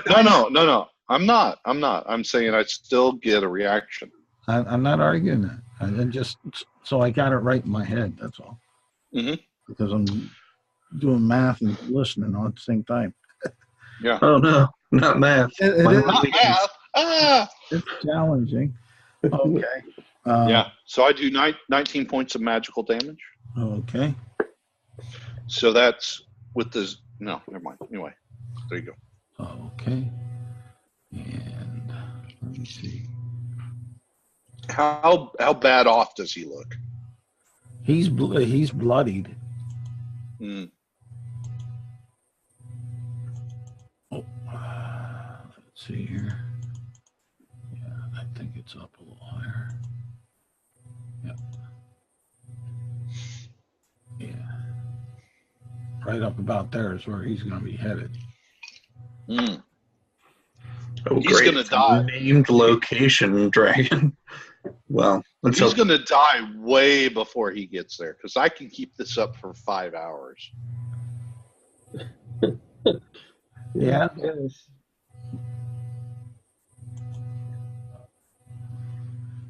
But that's what he's doing. He's flying on that way, crying, hollering. Dying. Well, maybe. Might take a while. Yeah. So be it. He still gets quite a few hit points, but Okay. he ain't looking real healthy. But That's fine. Talmeric can run 100 feet around, so as soon as I down him, Talmeric's going to eat him. But that's fine. Well, Talmeric, you had staying there. Talmeric's going to follow me if he sees me flying off. And he's going to have trouble making that kind of ground to stay up with you over the mountains. Okay, fair enough. That's difficult terrain. Okay. On that piece, but okay, fair enough. Gotcha. You know what he's doing there, and he's flying again, and you're looking for your arrow, correct, Isaac? Yeah. When I see Tolmeric running toward them as well, I'll just say, I suppose somebody needs to watch the pony. Oh, wait. I'll just go back and be like, let's see how long it takes them to show up. Maybe start making up lunch. Roll me a d20. 5. Okay. You found your arrow. Okay. And then that puts us over to Comeric. Cardoc and Tolmeric. Cardoc, and go ahead and do what you're going to do. Me? Did he dashed again? Yep. So I dash again and say, hello. 8 slashing. Oh yeah. Always. Oh, okay. Always. And I'll blow a first level spell slot to 1d8 heal. So yeah, 4.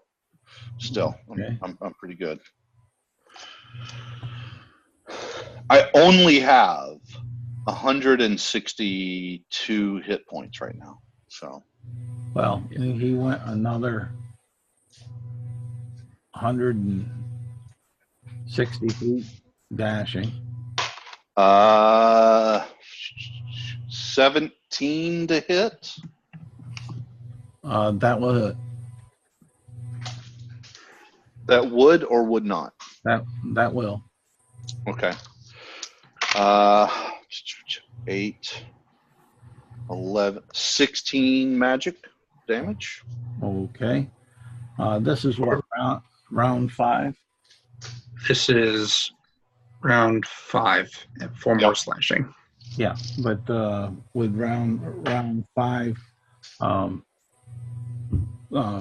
Cormac, roll a Constitution check for being exhausted since you're dashing. I'm doing it for my little dragon too. I never heard of that, but okie doke. DMG chasing rules. I was not aware of that. That's cool. No problem.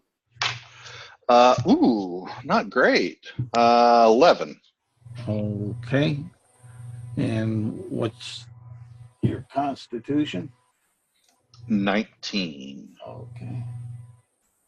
And let me see here on this chart.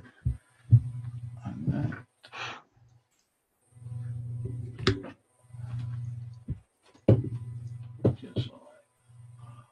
Just chase.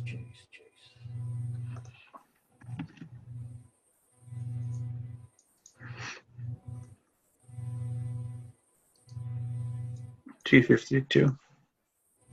Yeah. But no, I was looking on my little quick cheat sheet, but look there. I think all they got to do is make their Constitution. DC 10. DC 10? Okay. 3 dash equals a 3 plus con mod before making the con saves. Yeah. And The Elemental's con is +2, so there should be 5 rounds.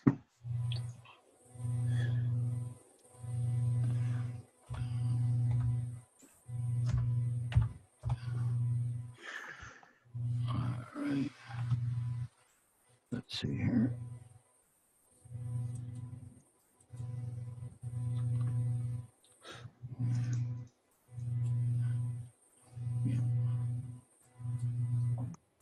Okay, and let's see. Okay, it's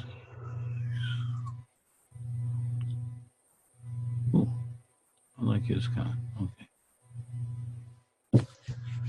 Alrighty, we'll go again. He dashes another 160. Yeah, so I'm attacking or reactioning. Ooh, natural 20. I All love it. right. Ooh, all right. Give me a minute. So that's 6 plus 11, 14, and again, 14 plus 15, that's 29 plus 5, 34 magical damage. Okay, you'll see him list, and he'll. Let's see here. We started there. Those are.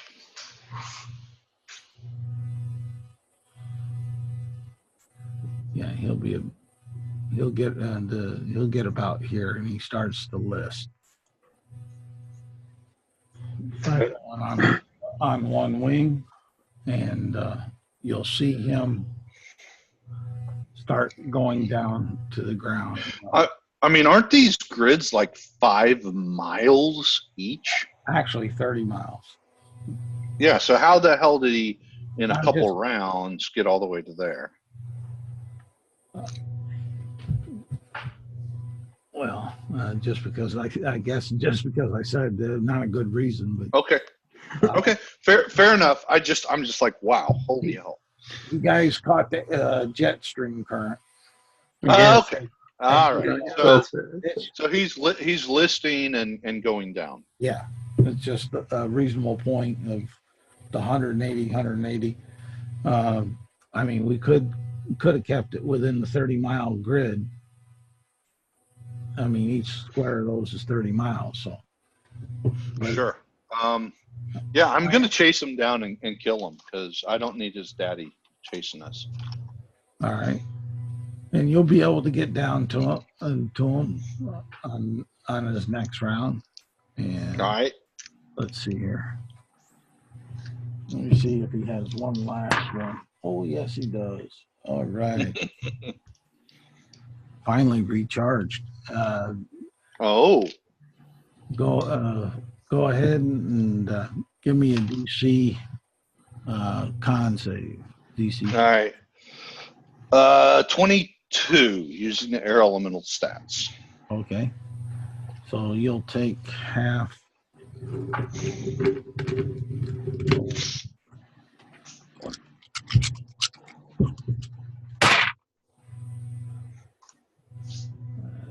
here. 8.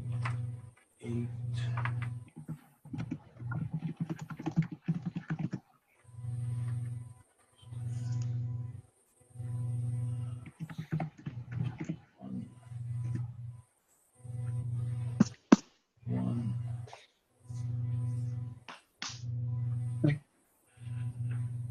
At the speeds you were going, you could make a solid portion of a single mile in 5 rounds. Yeah, a single mile. A single mile. 30 miles. I just wanted it up away from the mountains. I see. So all you wanted to do was add like 17 days to our journey. Thanks. Yeah, no biggie. If you chose, Maybe they're really close. Yeah, maybe these miles are only like 100 feet or something. if you exactly. chose to follow after, I really didn't plan you following after them, but that's half of 55. I can't help. Half of 55, you said? Yeah, half of 55. That would be 27. Yeah. Got it. Man, I only have 50 temp hit points left. What will I do? I don't know. So yeah, so I'm going to kill the bastard and then head back home. All right. You'll be able to do that with no problem. Can I extract anything useful? Scales, teeth, what have you? And I do have a bag of holding.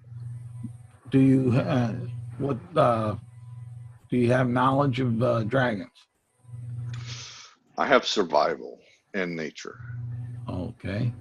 Then roll me a nature check. Not bad. 15? 15. You'll be able to take a tooth and a scale. Cool. I'll take it.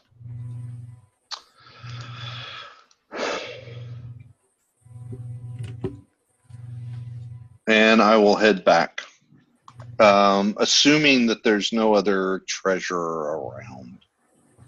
No, not that you notice. Not that I notice. Cool. So, there you go. All righty. Let's see.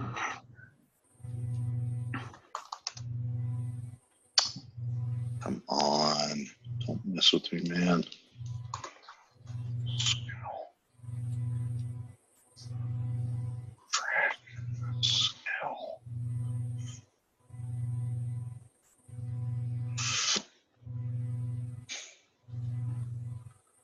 Okay.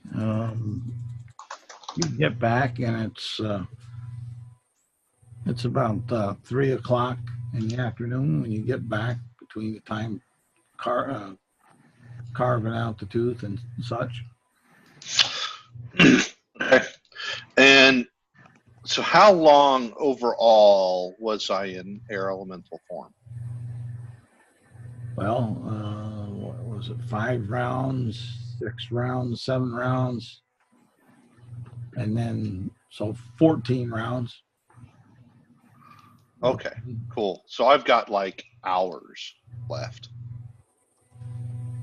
I'll stay informed just because that's it. Like until I get another short rest, at least, I can't wild shape. So I'll stay informed.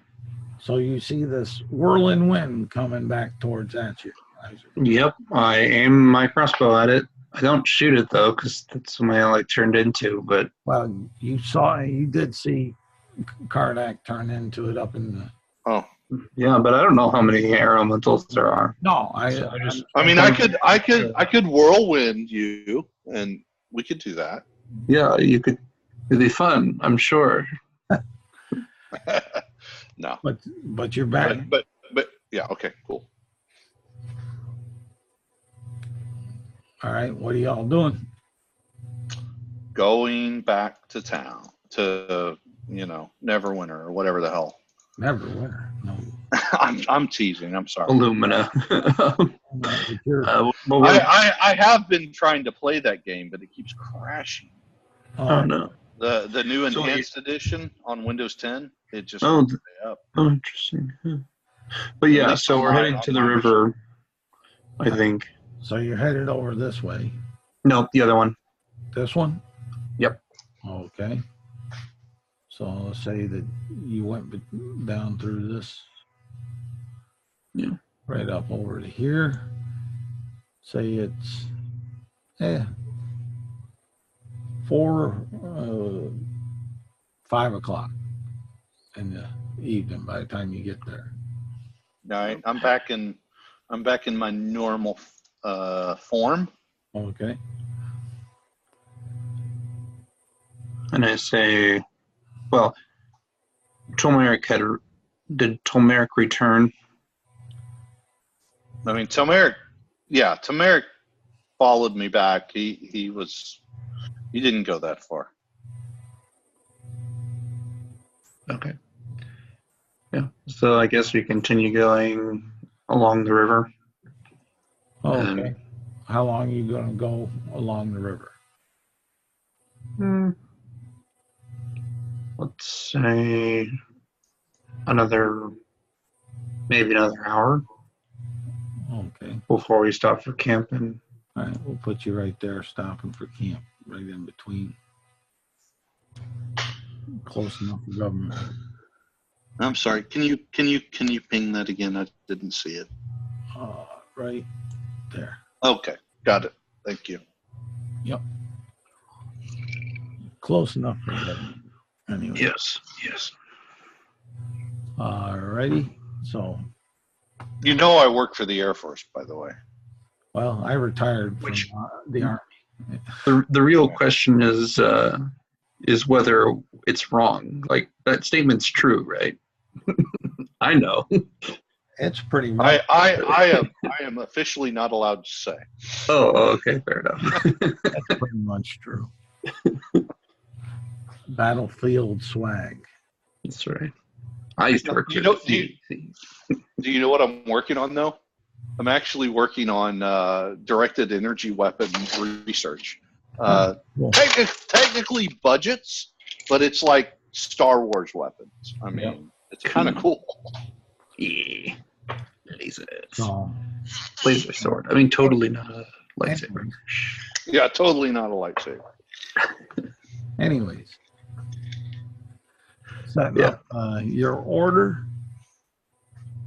I'll take first watch just because Kardak ran around for a while. Oh, Yeah, Probably cool. tiring. Yeah, I'll take last watch. Tell Merrick will go in the middle.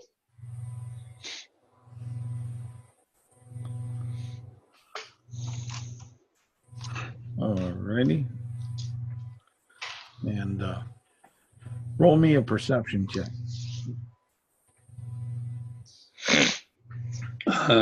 Myself? Yeah, first watch. Okay. Do I have disadvantage? Why would you have disadvantage? This isn't. Dim light? I don't know. I don't know why I asked. Don't worry about it. I mean, this is 5, 6 o'clock in the evening. That's fair enough, I guess. 8. Not direct sunlight. Yeah. Say what? 8. 8. Damn. You don't notice anything. I never do. Is it dark outside? It's Not really. not totally. It's Can be dark and like, well, maybe after we set up camp, it's like Twilight. gonna get dark. As in, can you tell the difference between light and dark, even with that perception roll? Maybe not. Maybe not. and you hear So, okay, go ahead. you'll hear some crashing, stumbling out by the mountain lip, and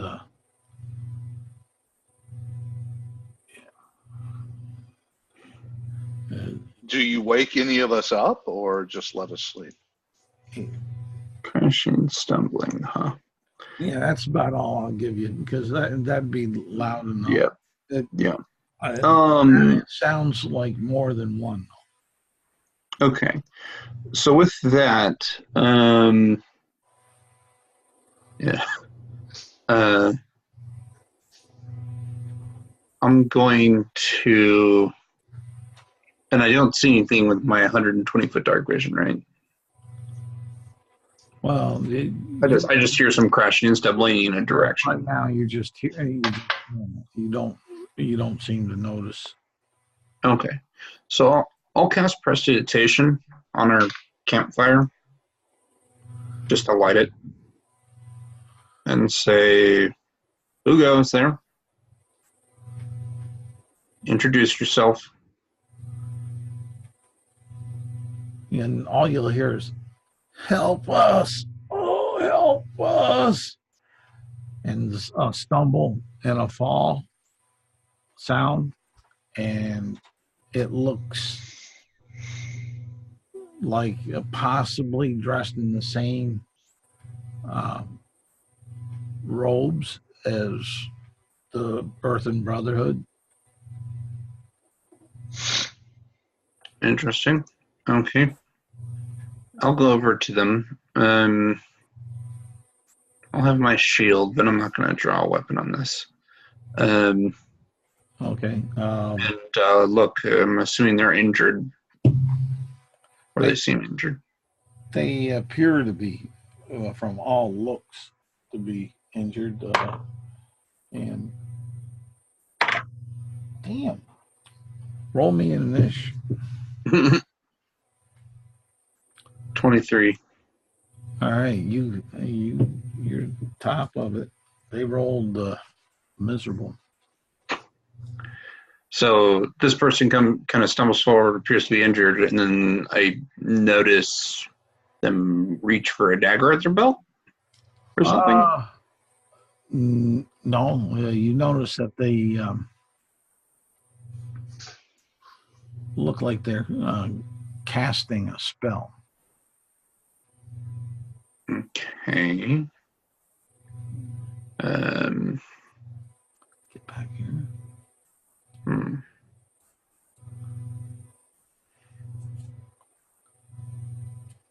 Can I use my reaction to determine what spell?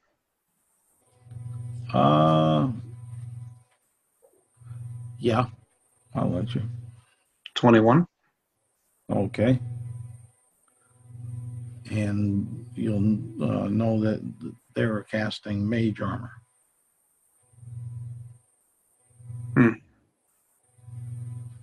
Okay.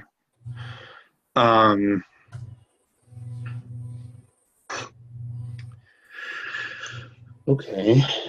I will say I'll hand them a potion and I'll say, "Wood here one moment, I'll go get the wolf." And say, "Wolf, you injured person here." Caradoc, are you calling for me? I say Caradoc and also wolf. Okay. Do I hear him in sleep? 16 passive perception, 18, no, not 18, sorry. 16 roll, so there you go. Yeah, it's, I mean. Okay, so I'll come out and investigate. And do these guys look like Earthen Druids to me? Roll me an initiative. Initiative. Okay. Yeah. 8. Okay. I do hand the caster a potion. Or like a, yeah. Okay. It is slightly discolored from a standard healing potion.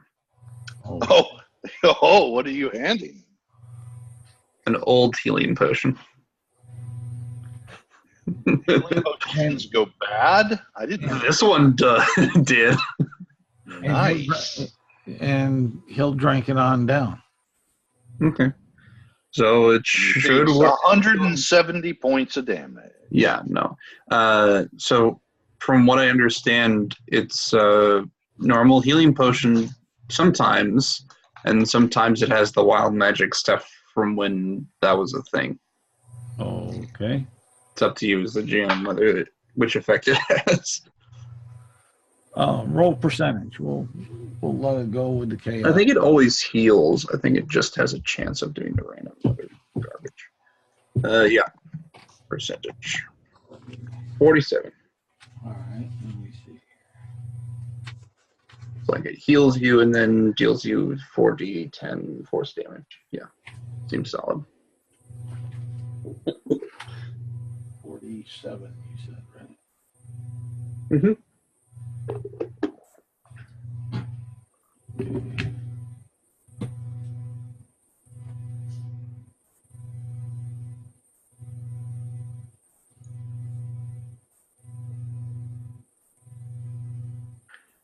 Seems like the perfect opportunity to use it. All of a sudden, out of the sky, from you don't know where, a large a squid falls out and lands on his head and starts to strangle him. Wraps around its neck. And okay, I got what that is. Let me see here. Let's see how that's going to work. What was the healing properties? Oh, it's supposedly a normal healing potion as well. So it would heal 2d4 plus 2, I think, Yep. if I remember correctly. Oh, okay. All right.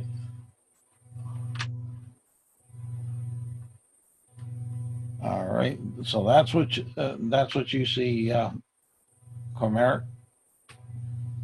Caradoc. Caradoc. This he drinks this potion, and then all of a sudden, a squid is wrapping around his neck and head, trying to strangle him. I immediately attempt to help him to remove the squid. Okay, so you're pulling on that one. All right. I'm pulling on something. Okay. And the other one there that looks, they both look like in the same robes as the Earthen Brotherhood.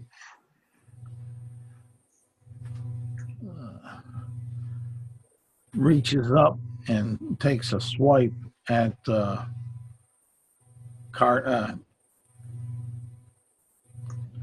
Eric's character. Okay. Sure. Caradoc. Yes. Caradoc. Like David, like David Carradine, but instead Caradoc. I see. That what's their pluses to hit with that? Okay, that's a 23. Yeah, that is. Okay. Take from that one, take 9 points of necrotic damage. Nice. And the other one is just kind of trying to get this thing off its head. And that will push us back up to Isaac. Okay. So, Kazuchi will say, "What the fudge? Where did the squid come from?" I say, "What the hell's going on? Somebody explain." Do they explain? Do they? They don't explain. Oh, great. I say, "Great, I'm going to knock you out then." I draw my rapier and whack the one who just did necrotic damage. Oh, okay. Caradoc. Yeah. Just normal rapier shenanigans. Actually, is there any reason I would go rapier? Oh, because shield. Right. Okay. I crit failed that first attack. Oh, you crit failed. Mm-hmm. Oh, okay. Now I get a little fun. That's right.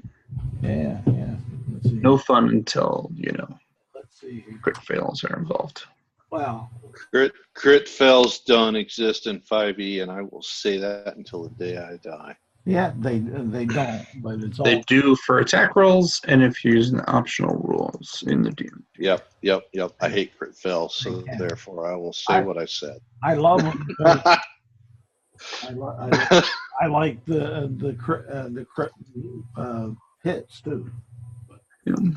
Yeah. Roll percentage. I like crit hits when I'm making the attack, and I like crit fails when they're making the attack. Roll percentage. Yes. All right. 20. 28, you said? Yep. Okay, 28. All right. You swung and you bumped into Caradoc. Caradoc. Caradoc. Caradoc. Goddamn. David Carradine. Caradoc. Caradoc. But eventually, maybe. I don't actually care. but I'm going to give shit until the day I die. Yeah. Oh, good. Good to know. You bump into Caradoc, Cormorant. Yes. Cormorant.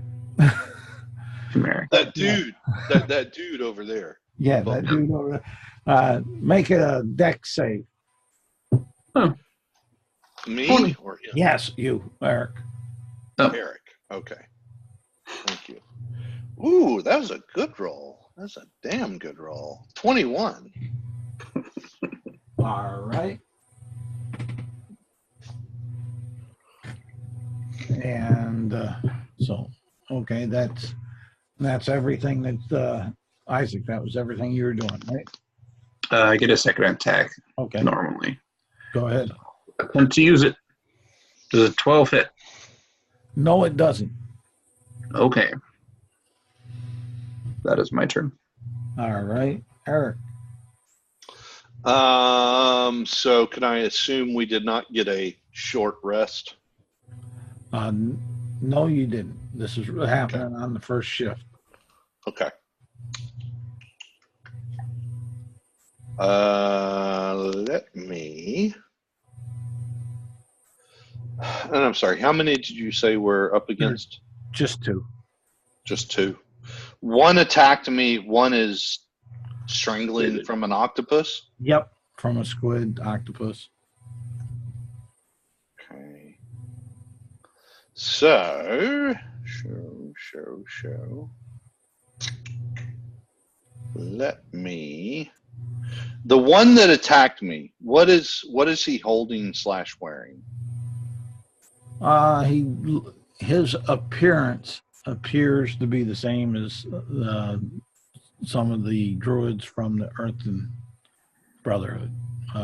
What weapon is in his hands? His hand is in his hand. What armor is on his body? Just the robes as you see it. Okay. Thank you.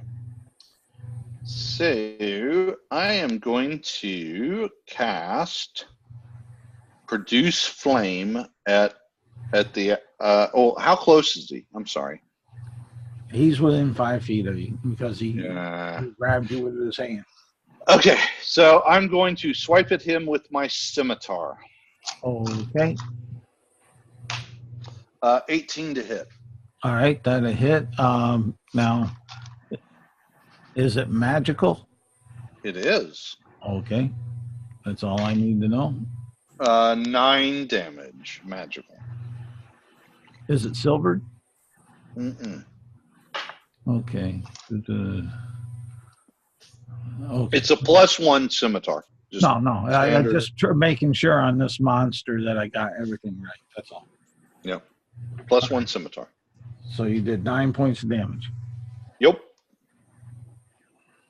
Alrighty. And I yell, "Bastard! Who the fuck do you think you are?"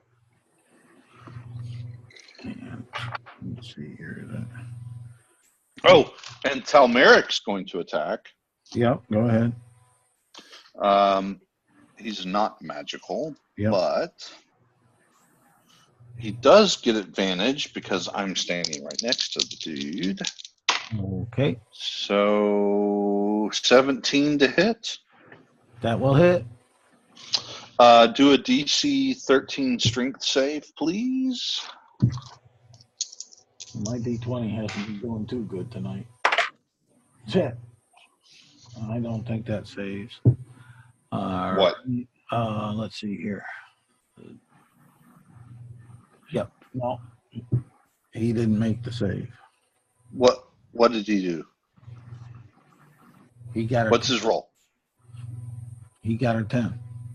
Okay, cool. So he's prone, and he takes 9 additional points of standard damage, just piercing. All right. So what was the total damage? Because I got a half it. Not all of it, even the magical. No, you did So 9 points of magical from and Tamara. 9 points. Talmeric did 9 points of damage. So Okay, half. that's That's what I just needed to. Yeah, 4. Yep. All right. That's what I was trying to get at. And he's prone. All right. Okay. And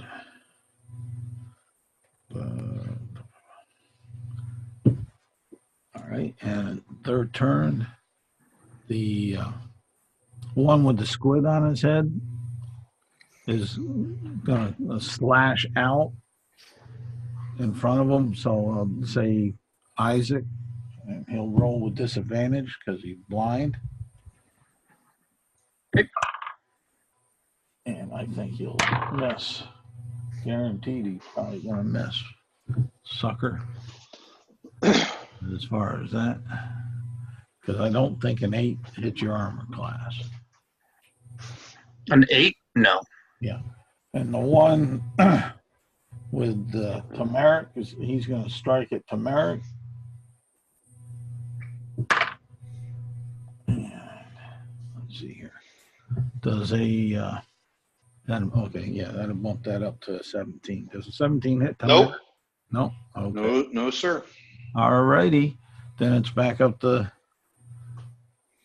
Isaac. All right.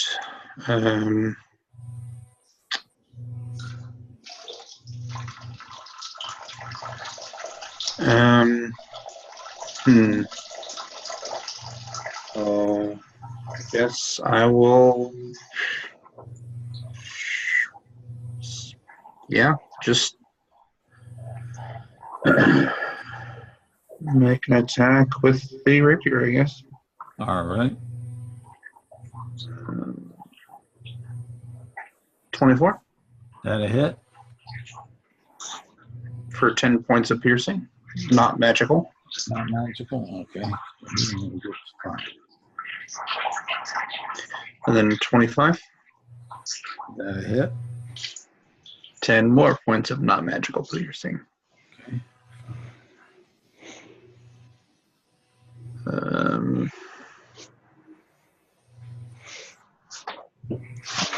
Pinch. I'll pull my cloak up if it isn't already pulled up. My cloak up, and that is my turn. All right. Eric, you and Tamaric.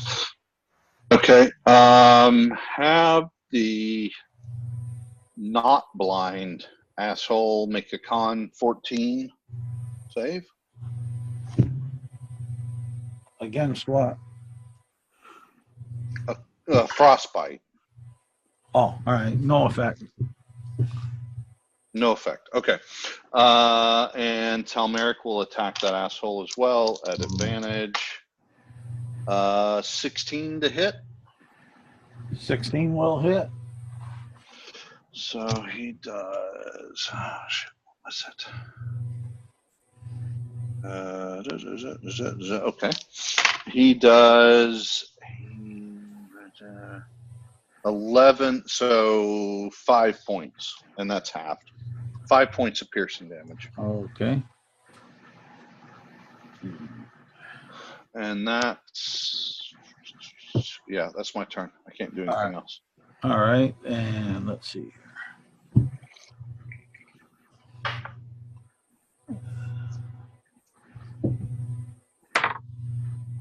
Does what's this thing? From his palm of his hand to Tamaric. Gotta make sure I got that right on this. Okay, that's 2 plus 5. Okay. A 22 and Yes. a 14. 22, yes. Okay. 14, no. All right. Tamaric, you see 2 pulses of energy come out from his hand. And Tamaric takes 5 points of force damage from Okay. an Eldritch Blast. The other one goes wide and misses. Okay. And then back up to Isaac. All right.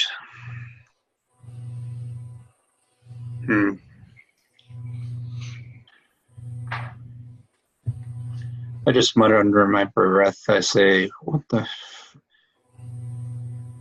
what sort of healing potion was that? And then I'm going to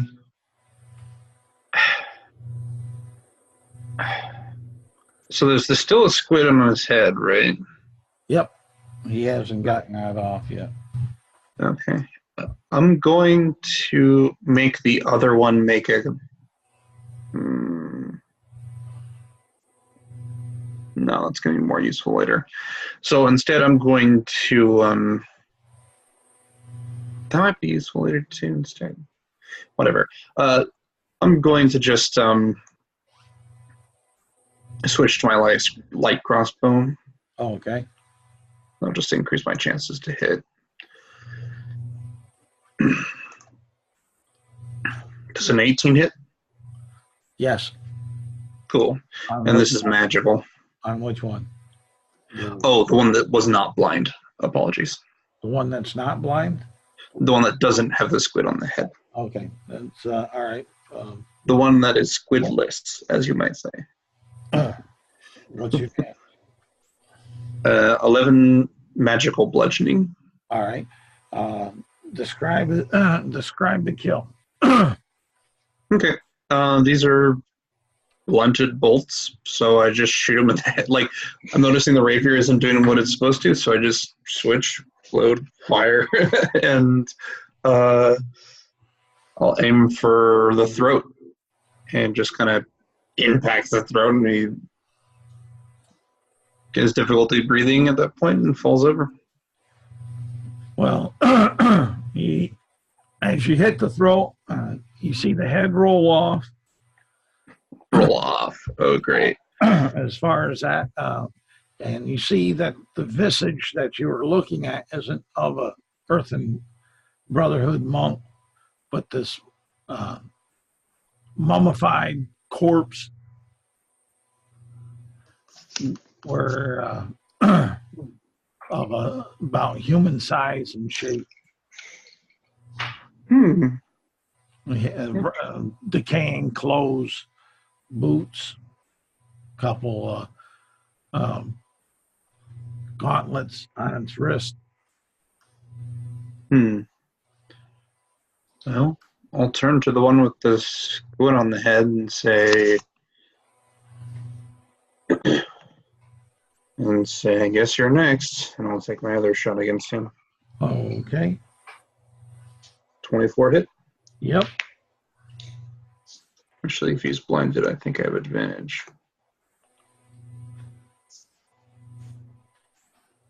And that's a crit.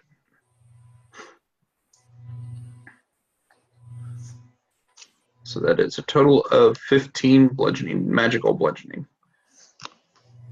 You said 15? Yep. Okay.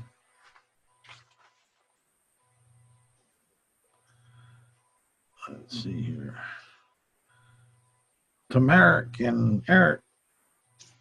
So Tamaric's going to attack first at advantage. 15 to hit. That a hit? That'll hit. Yep. Roll a DC 13 saving throw, please. Strength, right? Strength, yes. Okay. He fails. Okay, he takes 8 points of non-magical, so 4 points of damage. He's prone. And what am I going to do? And I'm going to attack him with my scimitar. All right. Ooh, that sucks. 11 to hit. That misses. Okay, then that's my turn. I can't do anything else. But he's prone. I'm Eric done. Well, Tom Eric hit him for 4 points of damage and took him down. Oh, okay. All right. All righty then. So he's gonna swing out. From the ground? Yeah. Okay. At disadvantage then. Double disadvantage. Double No disadvantage. such thing. I don't believe it. All right. And that will be, let's see here, because he can, about the only thing he can use. I could look into the spells, but most spells you need to see. So that will be a 16. At whom? Well, let's see here. One, Well, you know what? It doesn't hit either of us, so I'm fine. Well, I'm only going to be fair about it. 1, 2, or 3. So 1, 2 would be Isaac. 3, 4 would be Tamaric, and then the rest is you. And it's 1. So at Isaac. All right. Does a 16 hit? It does. All right. Take 9 points of necrotic damage from his hand, his claw. All right. And it's back up to you.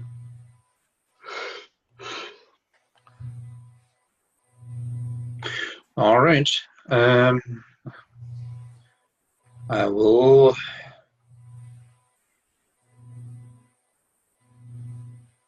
shoot him. He's prone, but I'm within 5 feet. And I have a crossbow expert, so it's just advantage. 24. Oh, wait, nope, sorry, advantage. Yeah, 24 hit. Yep. All right. 9 bludgeoning. Oh, damn. Can't you feel this thing? Oh, yeah, you can. Bludgeoning magic? Yeah, magical bludgeoning, yeah. Yeah. All right. Describe your kill. So this wolf is on him. I just load and I'm like looking to try to find a place to actually hit him, and he's got like a leg open, so I just like shoot his leg and aim for like the hip or something. And it probably with whether because of its decaying body or some other reason it hits and just kind of pops, and some major I guess ichor valve, whatever you want to call it, is damaged and it's done for. Okay. Mark down 2 deathlocks. There. From the Tome of Foes. But, yep. Get back there. Over there.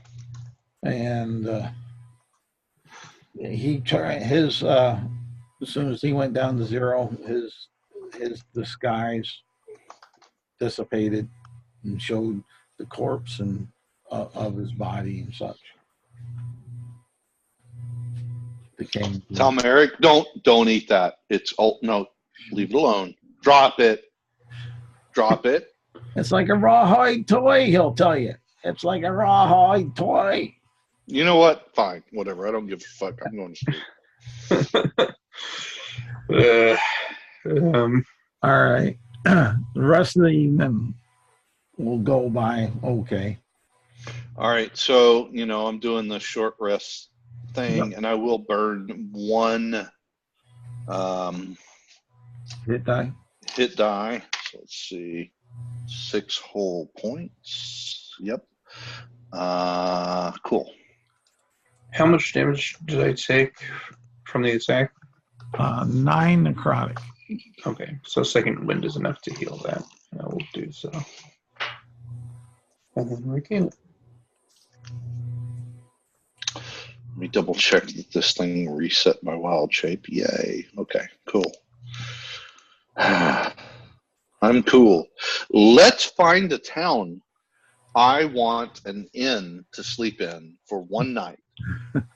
Please. Thank you. Well, we could go to Rollon. Yeah.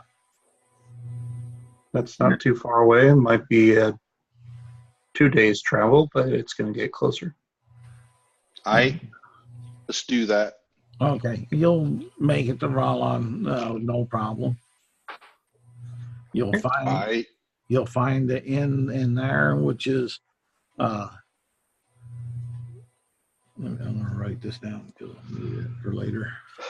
But before we go to the inn, is there a place I can find another 1,000 gold jewel in town? This is a lot more meager sort of town. Okay. Cool. You might be able to, but it would probably take a while for the merchants to get it. Okay. No, that's cool. I'll chill then. Don't really need it. Just wanted to check. And the name of the inn will be the Inn of the Bacon King, or God. Okay. The Inn of Bacon. Got it. The Inn of the Bacon God. The Inn of Bacon. Got it.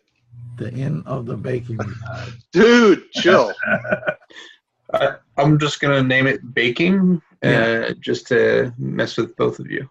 Yep. All right. So I took a long rest. Yep. You guys will have a long rest if you're in town. All right. And I do want to go to whoever the general trader is, whatever. And I have a lot of armor and axes and javelins and shields, etc. from an orc raid. I just want to see how much of it they'd like to buy. All right. Give me I'll use roll your persuasion check. All right. And I'm going to put into chat how much I have. I'm just trying to clear out my damn No bag of holding. Yeah, let me see here. I think I got to stop sharing for that, but that's all right. And persuasion, not going to be good, but that's fine. I don't care. I just need to get rid of it. 15. Okay. Yeah, he'll go ahead and let me scroll up here. Yeah, he'll go ahead and be willing to purchase it. Okay. How much for everything? Just take it all. Take it all. Seeing that it's less than standard stuff and it's kind of shabby and smells of orc.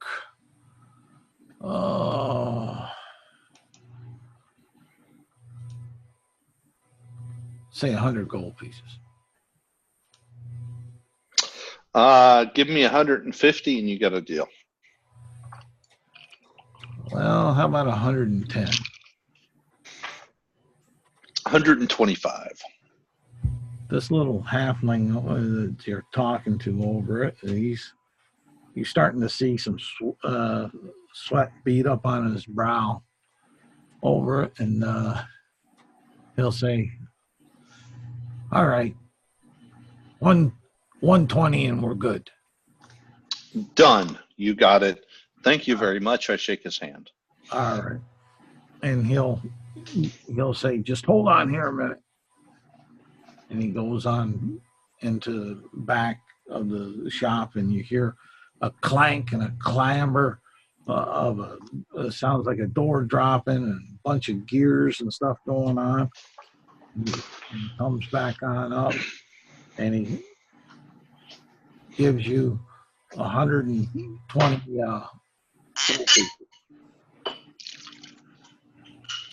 I thank him. I tell Merrick, do not eat him. Leave him alone. And then I leave. All right.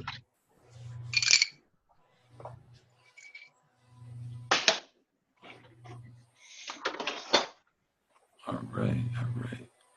And what are you doing, Isaac? Ooh. Hmm. Hmm. Hmm.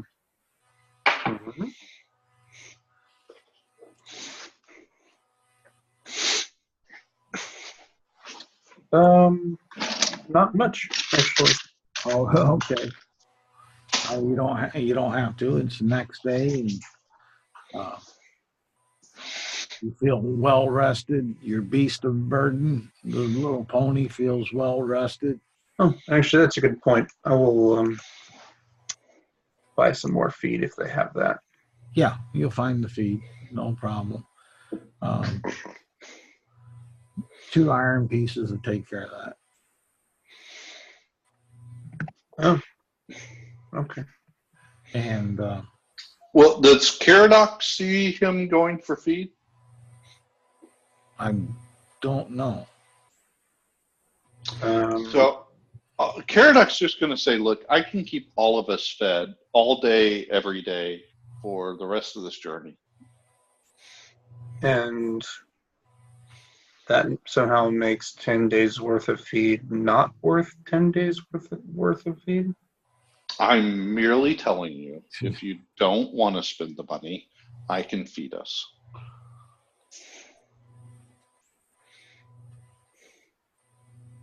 I'll spend the money. I don't think the feed here is going to be any worse than the feed in Illumina. But I appreciate the offer and will accept it.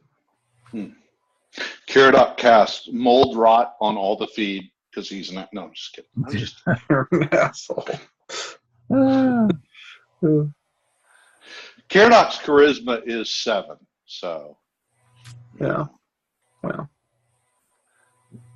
Noted. So which you? I like it better when you play the flute. So you get all your trappings and trading done, and you head on out. Which way are you guys planning on heading? And we'll say it's 10 o'clock in the morning.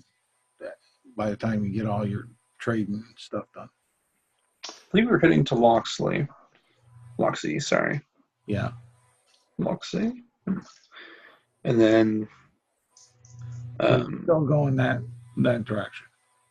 yeah, and then I think we were going to go along the southern border of the forest there and then kind of follow up to the road that would lead to Illumina there. So I'm just kind of do that curve. Okay. You'll spend the day. You'll make it to Loxley. It'll be probably about 8, 9 o'clock when you hit the gates of Loxley after fording the river and such. Yep. And you didn't have any mishaps happen. Seems like you feel like you're safe, possibly. Now that we're out of the mountains, at least. So you spending the night in Loxley? Probably. All right. You get another full rest. How much are you thinking the inns and for whatever are costing us? Yeah, fair enough.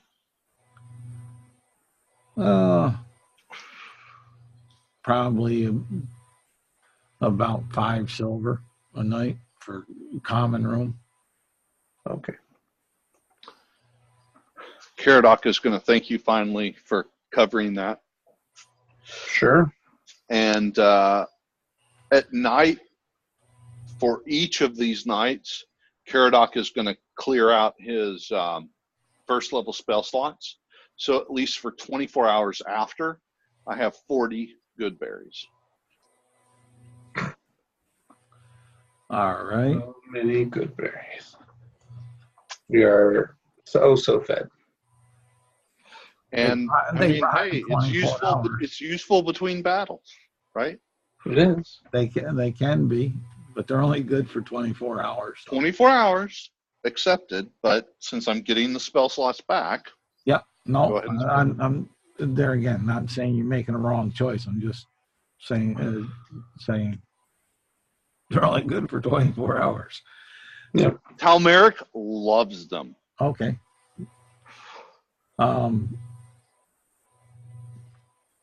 We'll say you start out about 8, unless you're going to do some business in Loxley. No. How many days is it to Illumina from here? Well, let's see here. You're talking, depending on the route that you take, 1, 2, 3, 4, 5, 6, 7, 8, 9, 10, 11 days. Okay. Are there any jewelers or anyone that has 1,000 gold jewel in Loxley? Roll me percentage.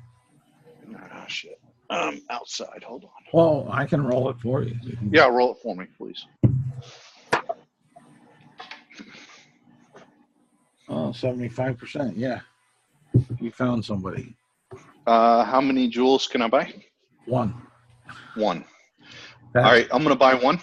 That's his prime baby that he's holding back for a special day. Cool. I'm going to buy one, and I will, at the beginning of today, cast my dual spells again. So I will spend that one essentially. Okay. Where the hell did I put it? Ready? So we'll say 8 o'clock in the morning. You're heading out of Loxley now. Which way are you going? Are you going out across to around down like this? Yeah, that's the question. Are we going mountainside or seaside? Or are you going? I can't see the map. Hold on. I'm sorry, guys. Oh, there it is. or So, going down here. Yeah, let's go towards the sea. I say. okay. Yep. We'll do that. All right. And please attack us with something big today because I have an Earth Elemental. No, I didn't say that. Okay. 17 dragons show up. No. But yeah, you get. Let me see here. We'll say you come out this way. You hit the forest. There's a day, and who's on first guard? Talmeric and Earth Elemental.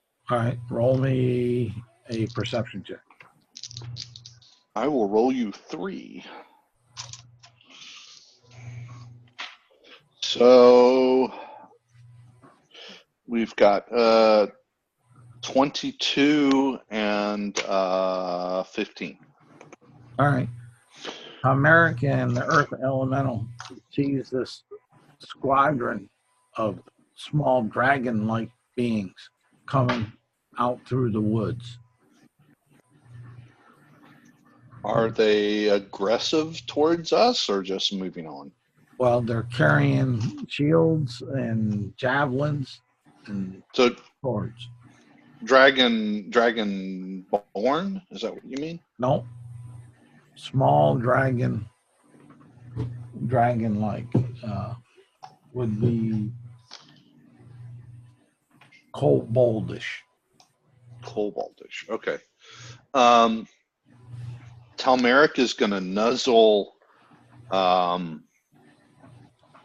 Caradoc and Silverburn awake without making noise. All right.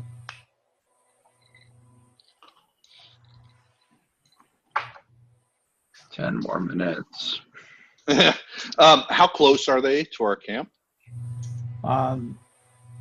They're about 60 feet out. Hell, are you friend or foe? Caradoc said. Kobolds, kill them! I fire. Okay. Wait. Let's roll an ish. Hold on. Isaac, you said you were still asleep. That's fair. I'll roll initiative in 10 minutes. No, but I want to hear what they say before Isaac screams. That's all. That's fair. And who's saying this? Caradoc. Okay. He's the only one that can speak. All right.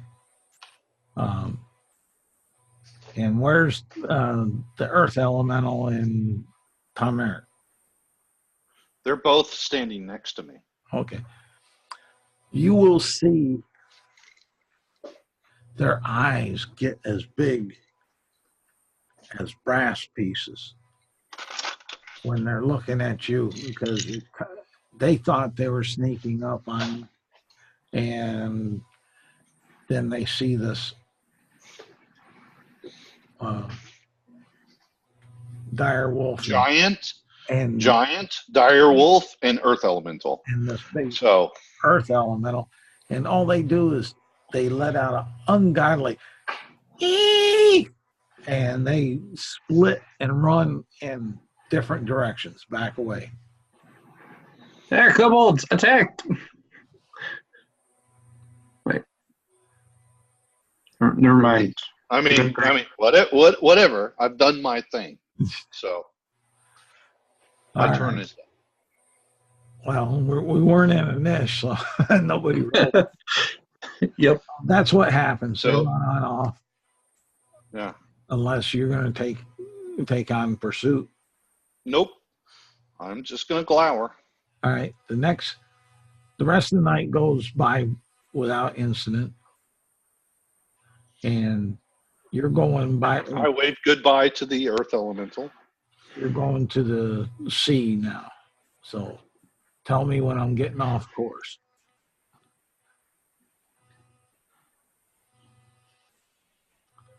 That'd be another day.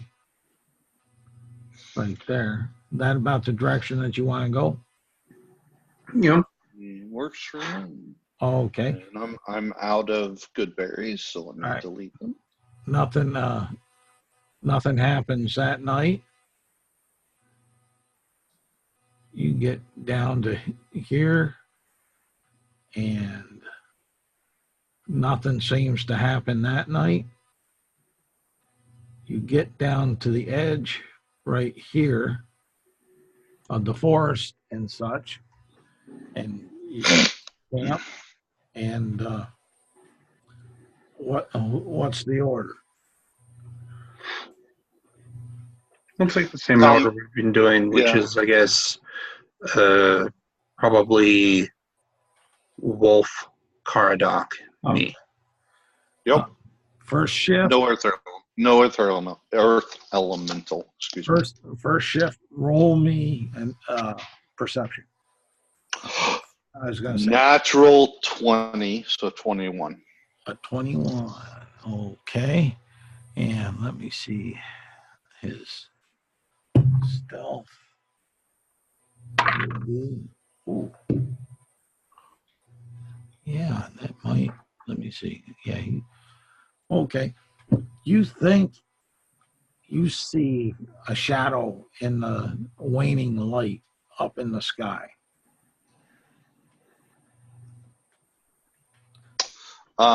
So Tom Eric again would nuzzle at least Caradoc awake, because he doesn't know what to make of that.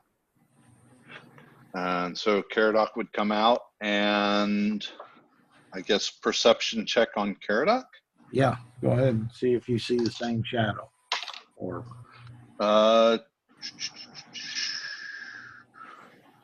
18. You don't seem to see it. Yeah. Okay. All right. So I tell Caradoc, chill out, dude. Or tell Merrick, chill out, dude. It's all good. Go back to bed. Wake up on fire. Okay. So, or I guess frozen solid, because it'll be that damn daddy ice dragon. Naturally. Let's see here. And let's roll in this because I'll feel better about the actions. Yep. Ooh, nice. 18. Okay, let me get it on paper where I can keep track of this. Let's see here.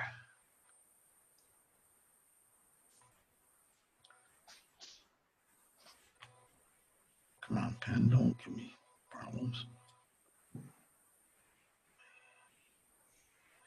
And you had an 18? Yes, sir. And Isaac? 9. Okay.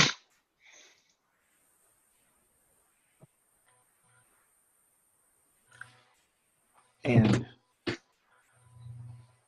yeah, he sees your camp and he swoops on down. Let's see here. Yeah, because Tomaric's the one that's up. He's barking and carrying on as far as that. How close are you guys all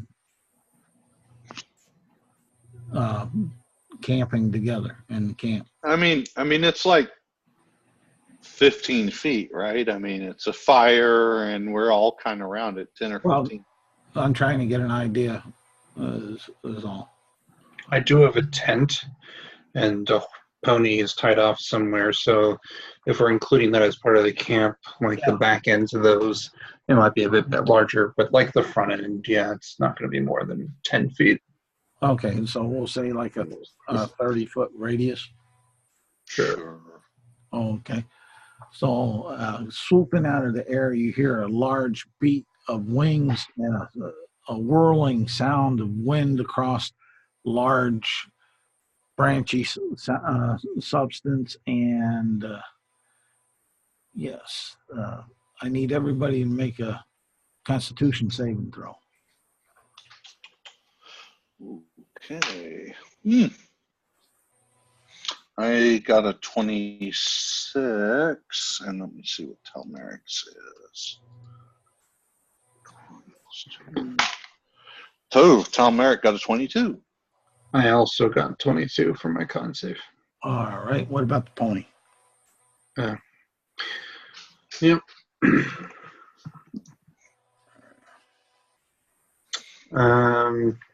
Probably failed with like less than 10. Yes. All right. Let's see here.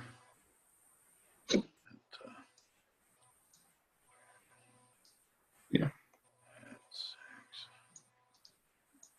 Okay. The pony takes 72 points of cold damage, Frozen solid. and the rest of you take 36 points of frozen or cold damage. 36. Got it. And you hear the beat of the wings as it kind of goes up. All right. I think I got that about right. Right. 30. Oh, he said. Yeah.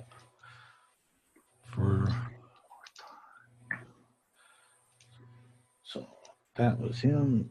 Tomeric and David Carradine Tonic. Okay. Excuse me.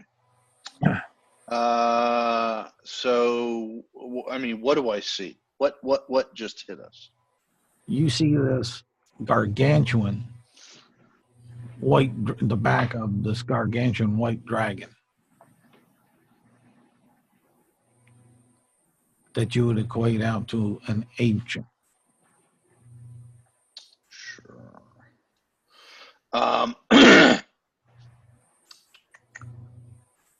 So I am going to. I mean, how close is it? Well, his reach on his cone is 90 foot, so he's probably About 120 feet away. Up in the air, mostly?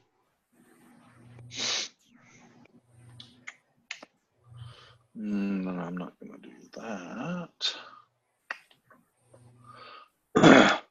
Okay. No.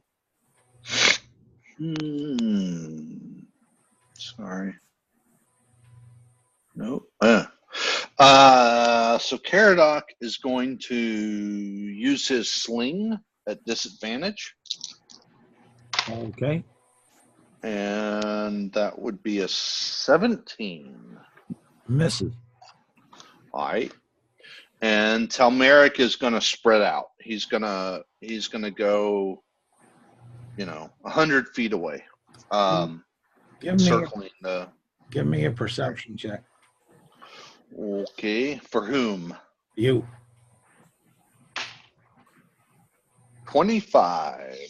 All right. You notice that this ancient white dragon takes the bead onto Telmeric.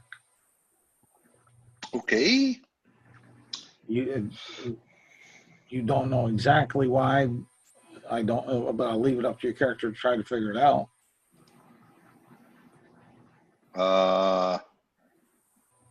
He doesn't like direwolves. Maybe. Is there a check I can do to get more information, intelligence, or something? Well, wisdom. Oh, wisdom. Nice. So let's see. Okay. 16. I think that's about average, so that's all right. Yeah, you would think possibly it's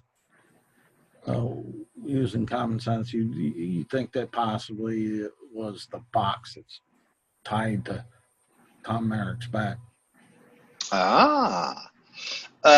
You know what? As a bonus action, I'm going to turn into an air elemental. Okay. And since I haven't moved, I'm going to fly straight towards the asshole. So he's what? You said 120 feet away? Yep. So I'll get within 30 feet of him. All right. And he does have a nice reach.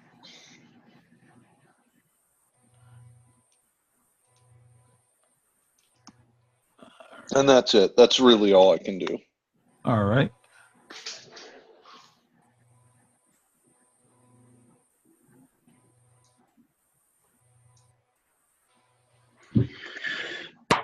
My turn. Okay. That's going to be nasty. Well, then don't do it. Well, I may not, to be honest. But I am relying on the dice to give me guidance. Not direction, but guidance.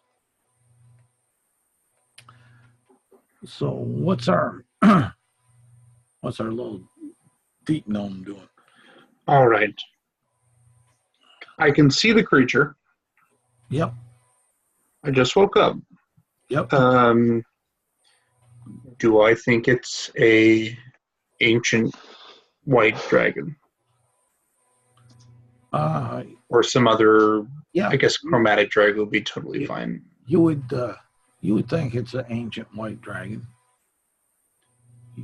Like from an academic perspective. Right. Yep. Okay. All right. So what I'm going to do is Telmeric's still on the ground, ready in action, right? I didn't ready in action, but he is still on the ground. Okay. I'm going to head over to Telmeric.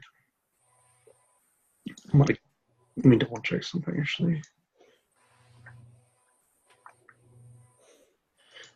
I'm going to.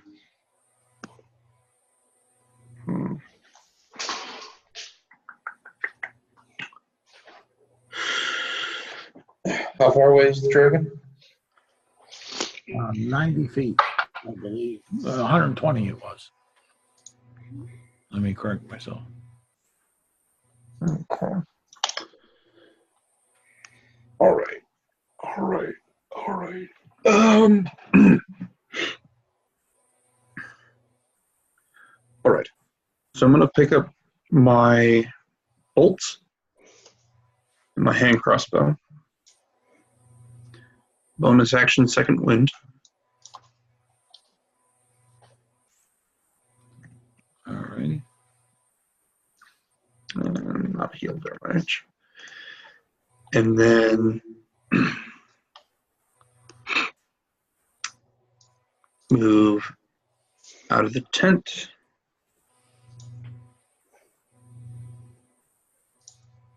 And use my... I'll attack twice with the hand crossbow. Both of them will be arcane shots. Okay. With disadvantage. 12 hit. No. 24. 24 will. Okay. He takes 7 bludgeoning, and he is wrapped up. 7 bludgeoning, magical bludgeoning, 3 poison. No, apologies. 3 psychic, and he needs to make a wisdom save. All right. He makes the save. He's going to use a legendary resistance. Okay. And then, yeah, so for all of my movement, I'm going to get next to Wolf. And I'm going to tell the Wolf, you need to run. As fast as you can with that box to Illumina. And I say that.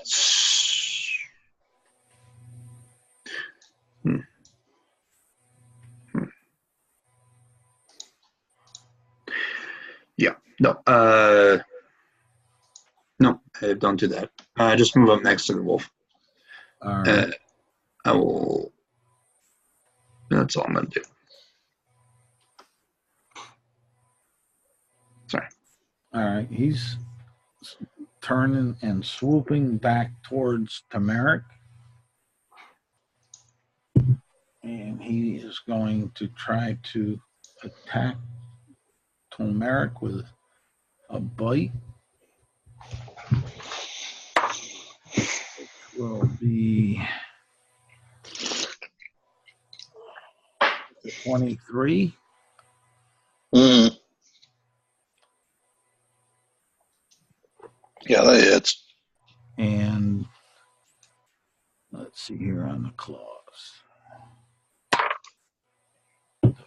One claw is 27. The other claw is a 20. Yeah, so he's down. Why? How many?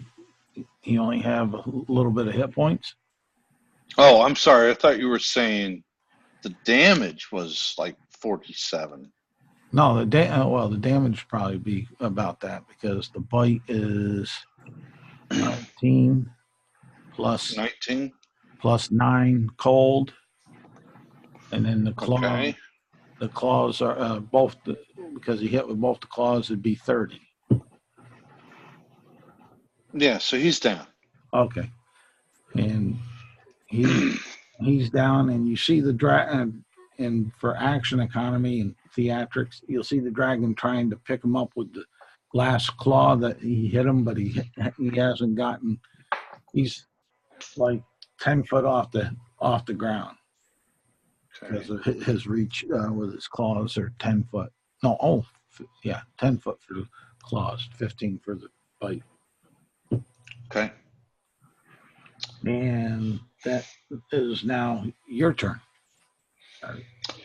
Let's see. I am an air elemental, so the best thing I can do is swoop in and beat the shit out of the dragon. Okay. So it's, hold on, let me see. my plus is. I think it's 8. Yeah, so 13, which I assume doesn't hit, and No. 22. The 22 will. All right, so that is 2d8.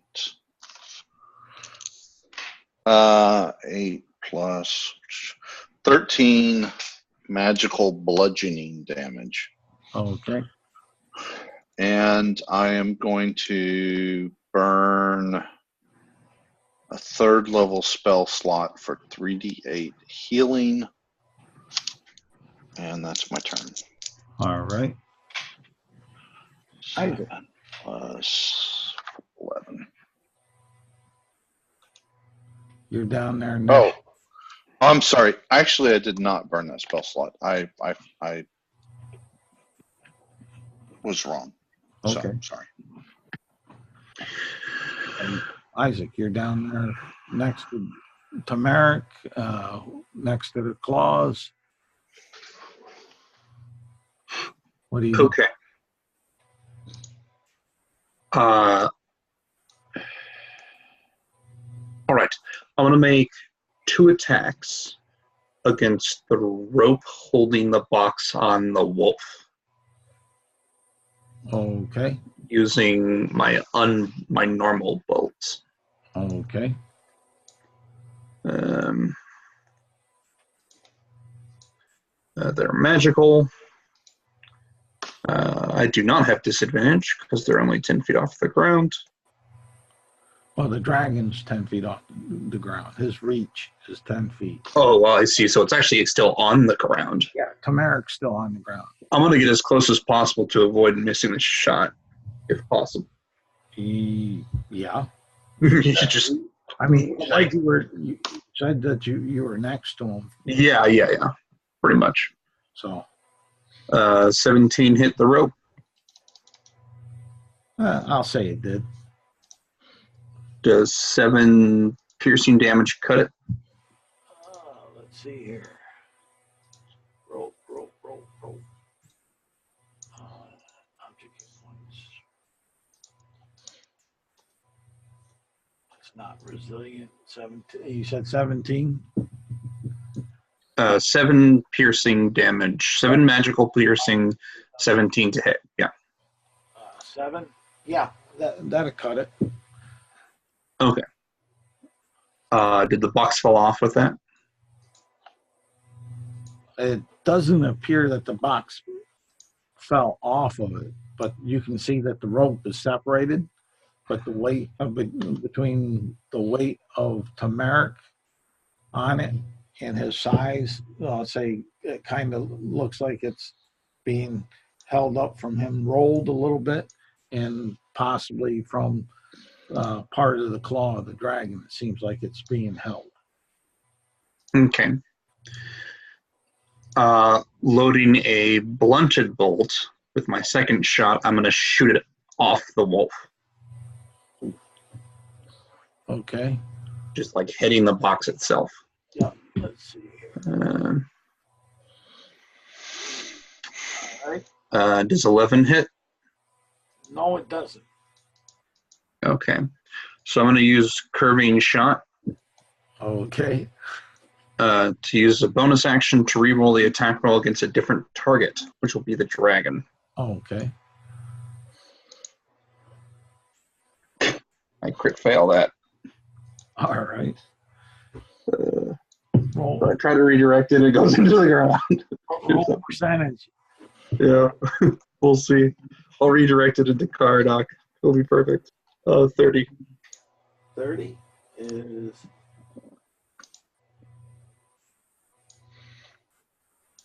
you go to redirect it and it comes back at you, and you take half its damage. All right, that's 4. Okay, I'm going to use an action surge, Okay. and I'm going to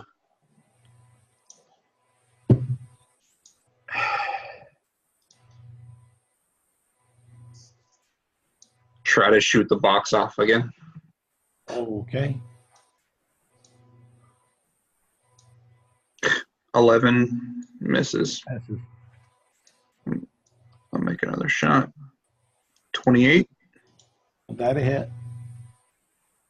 All right. I don't know if 5 bludgeoning pushes it off. Hopefully it does. You could, we'll say you can see that it moves. I got to see what hit points are here for. Yeah. I'm not. Yeah, it's kind of a weird thing because I'm not really trying to destroy the box. I just want it to be moved off the creature. Yeah.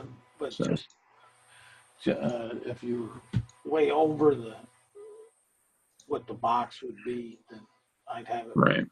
That's what I'm looking at. But okay, you did 5, so yeah, you can see it move, but it still looks kind of in this millisecond of action. It looks like it's still about where it was, but you did see it move. Okay. So then for my movement, I'm going to get on the wolf. Okay. And get next to the box. And that is my turn. All right. And the dragon goes ahead and does its wing attack. So you guys, I need dexterity saving throws from you. 16. That fails. I'll use Indomitable to reroll. Okay, 17. that fails. Dang. Yeah, I fell to at 14. Okay. You guys are not. Talmeric, however, got a 22. That's okay. Oh no, Talmeric's down. It doesn't matter. He's down. He fails. You guys are knocked prone and take 15 points of damage, and the dragon flies up in the air. I cannot be knocked prone. So do I take 15 or half of 15? No, you take 15. You failed the save and throw. You just don't Yes. get pruned.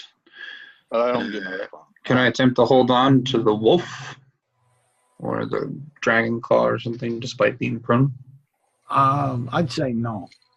The force just knocked you off the wolf. Yeah, I figured. He's going on up into the air. So he's. Does Talmeric lose a death saving throw because of this? Probably. Or in fact, 2. Actually. If it's an attack, yes. But if it's a save, no. It's an attack. It's the wing attack. Okay. Well, Okay, so I should clarify. It's a save that does damage, right? Yes. But So that's not an attack. it's classified as under its attacks: wing attack, tail attack. Attacks. It's Ancient Dragon, right? Yep. Because the trick here is that it's only 2 saves if the attack is a crit, right? So that's true. Yeah, and it would only be a crit if it were a melee attack. yeah, So so you're using its wing attack, which is normally a legendary action. Yeah. It Which is is, but even though it says attack, it is not an attack. I would agree, personally. Because there is no attack roll. Yeah, because you can't crit. You cannot crit on this attack. So In a different way to look at it, if a person's in a fireball and they fail the save because they're unconscious, they don't fail 2 saves, they fail 1. But you could rule it otherwise because you're the GM. I'm just mentioning it in the sense that when you're the rule is it has to critically hit for it to count for a 2 against 2. And there was no attack in the first place. But when you're unconscious, anything within 5, any attacks within 5 feet of you are automatic crits. Yes, but the wing attack was not an attack. Well, it's And, Debatable. It has the name, and it was so it's within- confusing. yeah. Yeah. Look, whatever. It doesn't matter. It's Yeah. you tell us. I'm not having them make death saving throws anyways. Okay. So there you go. But I on that piece, but okay, cool. Let's get through this because honestly, I can't keep going much longer. I've got a well, I'm trying to get it wrapped up here because No, I understand. I'm not. going a little. That was not a complaint. That was not a You're good. complaint. Just But marking that I can't go on much longer. so yeah. So Tamaric is raised on up with the dragon as he goes on up his 80 feet, and it's Cool. back on track. It's now Eric, your turn. Yeah. So I'm gonna dash, or no, not dash. Sorry. I have 90 feet of movement. I'm going to multi-attack. So Okay. let me roll those. 22, ooh, and 27. They both hit. And let me double check what my hit is. I think it's 2d6 plus 3. Where are you? No, Hitting? no. Where are you hitting them? What do you mean? No, I'm sorry. Where on the body are you hitting him? Is what I wanted to know. You know what? I'm gonna hit his body, not his legs. Okay. So it's A plus 11, 19 plus 10, 29 magical damage. Because Okay. I am not trying to get Talmeric dropped. Well, that's why I was asking where on the body. Yeah. As far as that.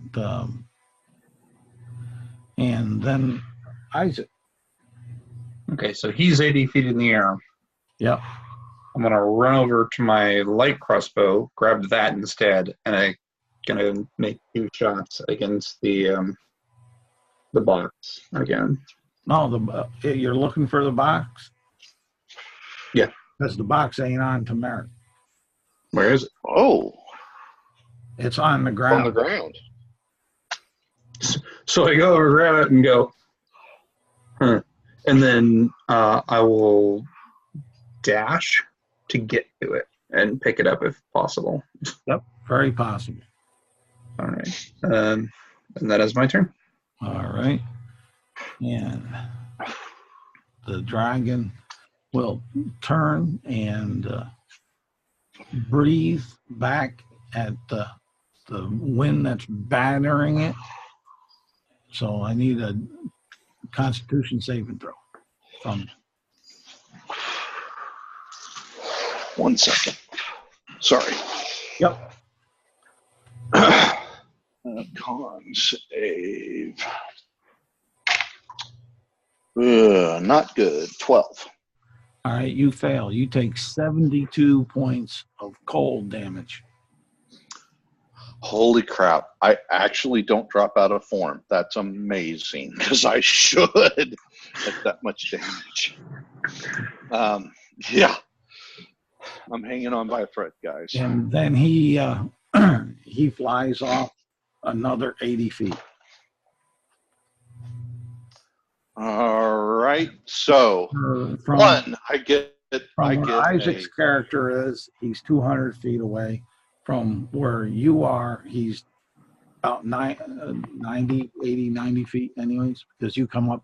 Yeah. 8. So I get a reaction, but I don't hit. It's like a 15. Okay, you miss. And yeah, okay. So that's my turn again, or Yep.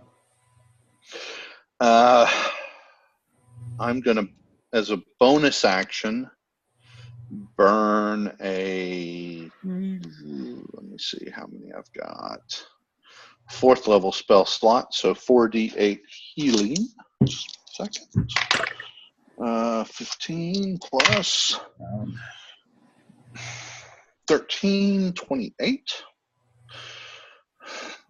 And that here's 28 plus that is 31. And then I'm going to do my 90 feet of movement, although I shouldn't. And excuse me, let me look here.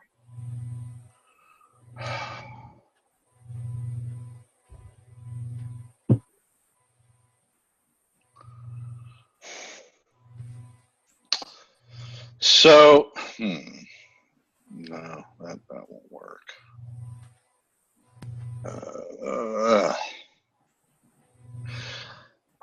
All right, I'm going to add, this is a weird request, but that's why you're the DM. Okay. I want to do a whirlwind around his feet, but instead of trying to knock him away, I'm just trying to grapple Talmeric and pull him away. Does the whirlwind work on gargantuan creatures normally? Say what? There's no size. Yeah, There's no size. Yes, there is. On grappling and pushing prone their sizes. Each creature in the elemental space must make a DC 13 strength saving throw. On failure, the target takes this damage and gets thrown away and knocked prone. And yeah, but there's no grapple in the whirlwind stat block. But what he's saying is usually using the whirlwind to attempt to grapple. Under grapple, you have sizes that you can grapple. So what I'm large. Talmeric is large. That's what I'm trying to do. Yeah, but he's gargantuan. He's 2 sizes bigger. I'm not trying to grapple him. I'm trying to grapple Talmeric. Here, out of character. The reason why I asked was the whirlwind could have affected Talmeric and not the dragon if it had a size limitation, but it doesn't.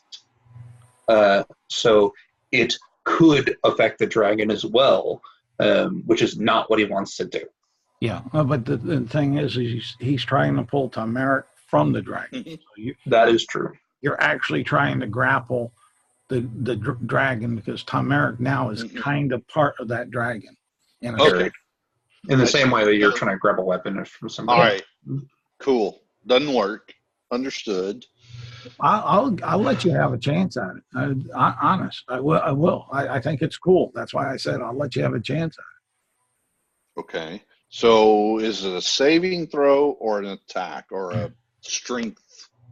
I'd say opposed strength rolls. Opposed strength rolls. Okay. Cool. Because you're trying. So my roll was a 3. Okay. And his is a 16 plus 8.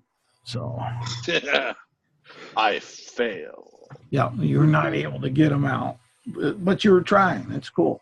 Yeah. Bye, Talmeric. Well, maybe not.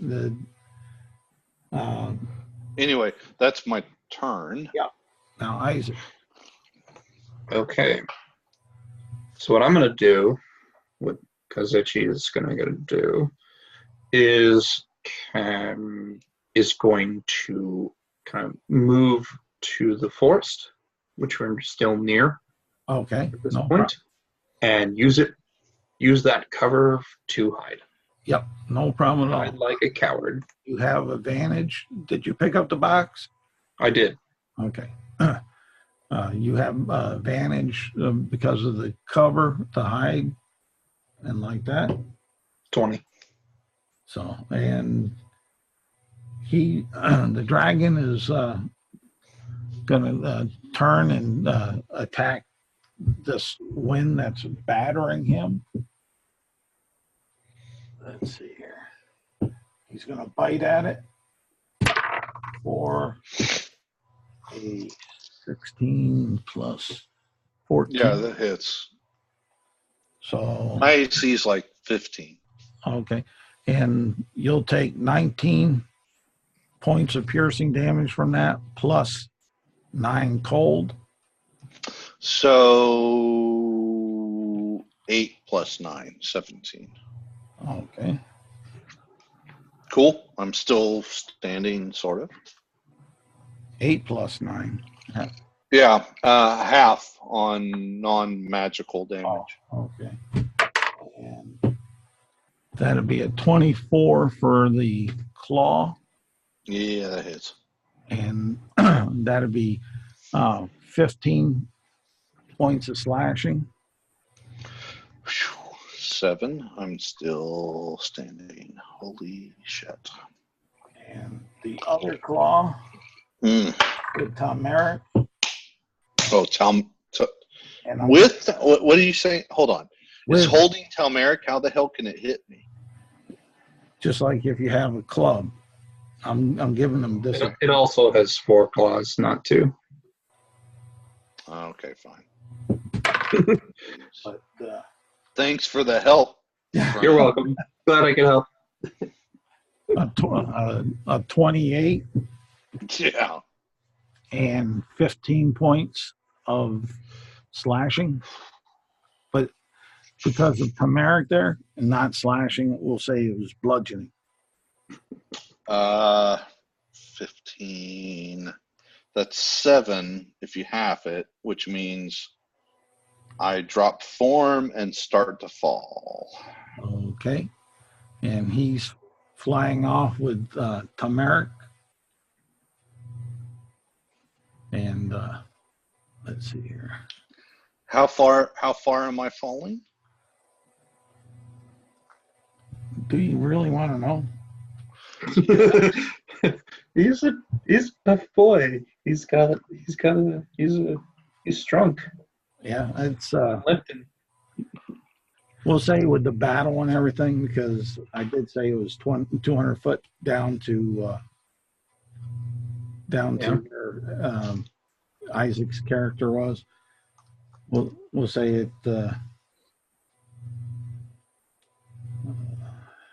God, I'm trying to be generous. 200 is 20d6, no biggie. And that's the max fall damage. Yeah. It's okay. People have survived terminal velocity before. We'll say 15. 150 foot there, because by your shape, losing your form wasn't instantaneous. It was there in and out, and you hovered on down to that point, and then it gave loose. All right, so I rolled it, and I have 57 hit points left. Okay. And I rolled a 56. Okay. I land with 1 hit point remaining. You don't land, you thump. Yeah, I thump with 1 hit point remaining. I pretend to do a 3-point landing, and then after both my legs break, I fall unconscious. No. So Yeah, I would say we're out of the niche at that point. The dragon thinks he's got what he came for. Yeah. At this point, for clarity, because I believe it's my initiative again. Yep. Kazuichi is not trying to attract any attention and is going to use non-detection in case any divination is. Okay. So I'm going to cast Healing Spirit at 3rd level. So that's 2d6 healing per round for a minute. Okay. So 20d6 healing. You're still looking pretty rough, but you're able to get up and move around and look for your partner. Yeah, so I got 70 points of healing out of that. Okay. Yeah, you just sit there and heal for like a minute, literally. Yeah. And I start crying, like heavy weeping for Talmeric. Yeah.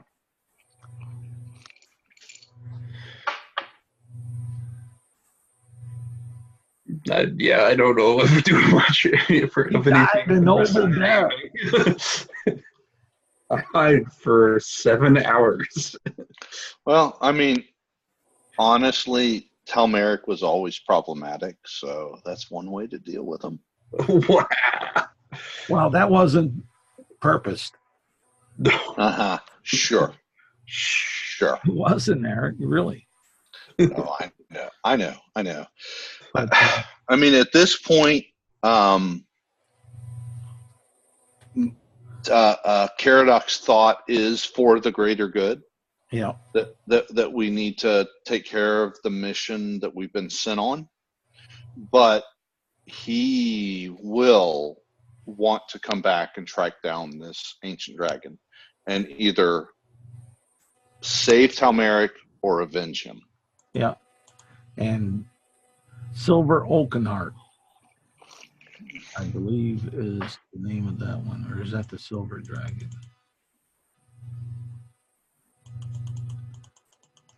No, that was the Silver Dragon's name. So, yeah. Oh. Ice Breeze would be this ancient dragon's name. Okay. While we're sitting here, I'm also going to, holy crap, how the hell did I get that? I'm also going to drink one greater healing potion while we're doing our thing. If I can roll, let's see, it's 4d4 plus 4. Let me just do it on the computer. Plus 4. Cool. All right. Alrighty. And let's see here. Get this back to. All right. Yeah. I think at some point my character will attempt to set up some sort of sleeping arrangement under the cover of the trees. Okay. That'll be no problem. You're taking the time to rest. You'll get a short rest. And specifically try to like camouflage where I'm sleeping, like, you know, under a tree, some of the roots of a tree kind of situation. No problem. Next morning y'all wake on up. I don't know if you went out and identified where you were to your partner, but yeah, when I do wake up, if I notice the car dock is still around, I will greet him. You'll see a big. Yeah, I mean, I'm nearby. I come back to the camp. I short rest. I spend a hit dice. Because of my parafat of wound closure, I get double whatever, so I'm back to full health.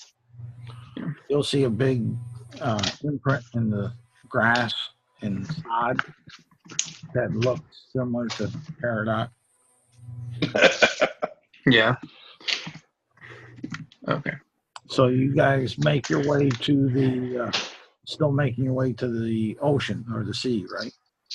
Yeah. I will request that Caradoc carry what the horse was carrying because the horse is no longer with us. All right. You'll get here and you'll see one of the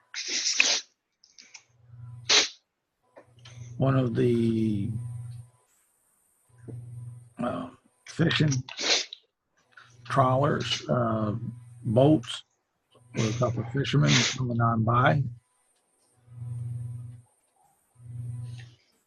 Yeah. Are you going to hail them? Yeah, I guess what I'll do is I'll give the box to Caradoc, cast non-detection on him and the box in general and such. Oh. And then I'll go to greet these fishermen and be like, hey, we could use a ride to Illumina, a little meet up from our travels. Okay. And You, they'll say, that's going to take a day of our fishing out of us. We got Now, Caradoc's going to ask them, what do you make from a day of fishing? Shoot. We're good fishermen. So, like, We 3 gold? 4? And he'll pause when you say that, and you say, yeah, sure. That's what I thought. So here, I'll give you 5 whole gold if you'll take us in to Illumina. And they'll say, jump on in. We'll take you there. You need your feet rubbed too? We got some fresh catch. We can go ahead and cook it on up for you. We would love. We got one of these. We would love to eat, and you don't have to rub our feet. But if you can get us there within 12 hours, I'll give you a platinum. Oh shoot! You see this captain of the ship kick the feet underneath this canvas sail. There are probably about half a dozen sailors jump on up. He says, boys, hey, get to those oars. Put that sail up. We got a hurry mission here. We got to get to Illumina. These poor souls need their assistance in Illumina. And so they break out the oars, the sails are going, you're just traveling. They'll take you right to the river and up the river right here to Illumina and let you off at the wharf. And I do give the captain a platinum, but how many sailors are there? 6. 6? I give each of them a platinum, so I give out 7 platinums. Oh, how could you do that to me? I won't see him for a month if I'm lucky. I don't hear a word he says. I take the package to Pincus. All right. I nod and I say, use some of the money for some vacay time then. No, as well. And a syphilis vaccine. Yeah. No, that's way too expensive. You make it into the Illumina. You make it to the guild hall. Pincus comes and says, do you got it? Do you got it? Hush tone. Do you have it?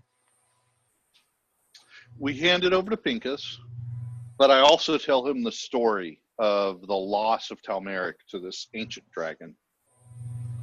And I tell him that I will put forth every dime I have, everything, to get Talmeric back. All right. Which is about 2,600 gold. And Pincus will, he's going to say, oh, sorry for your loss. We'll put Tameric's name up on the plaque of the members that have fallen in valor. I don't want him up on a plaque. I want him back. Well, the gods will have to end up deciding that. You'll have to find them. You'll have to get them. All is possible with the gods.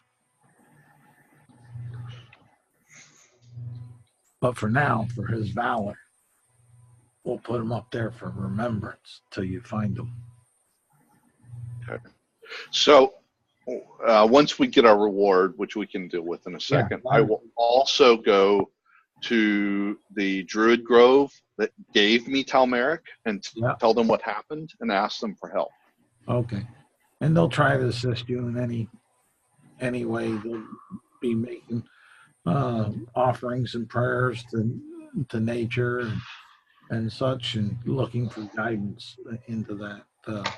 But you'll get for doing this job here, you'll eat 1 piece of adamantium. Okay. 1 piece of adamantium. Okay. Yeah, I think I got the conversion rate right on that. So, I mean, what is that as far as money, or I mean, I just don't know what that means. It's money. It's the coin, coinage. Where's my? So I don't have that. I have platinum, gold, electrum, silver, Yeah, copper. it's the adamantium is really rare. Yeah. Let's see here. Where's my fact book? I thought I had. So if I can sell it or whatever, what's it worth in gold or platinum? Well, let me get this up so I don't step on my tip. He's freaking her out. Yeah.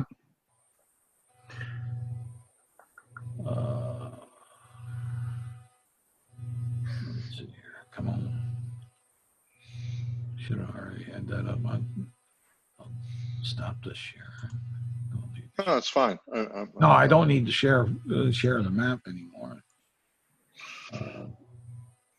Like that, and no. Take it down.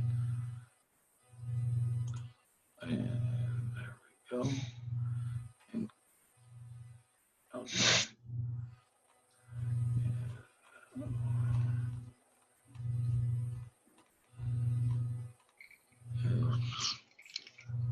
Should be coming up, yes. Adamantium. 12 trillion platinum. Awesome. Yep. That's how I read it. Yeah.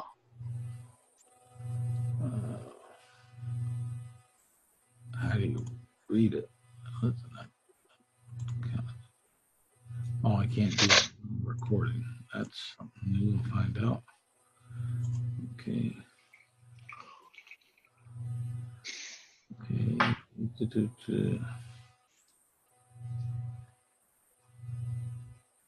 Yeah, okay.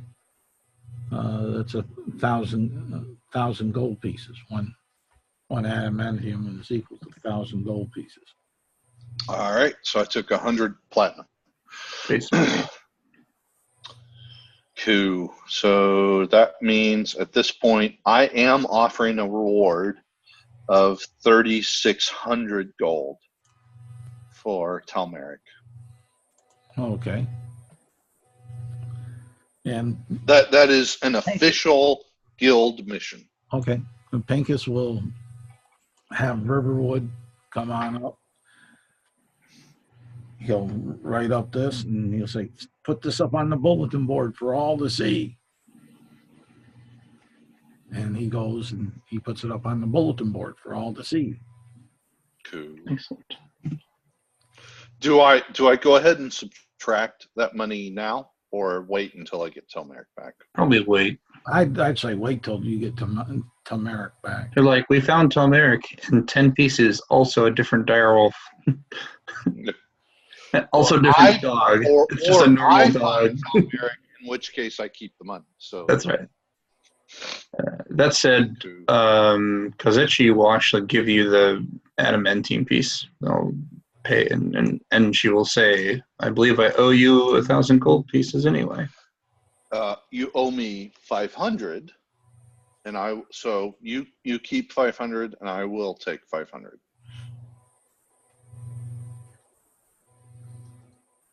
As long as the debt is paid, then it is paid. The debt is paid. We were partners, therefore it's 50-50.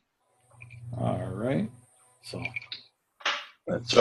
4,100 gold. Even for more money. I want Talmeric back. Okay.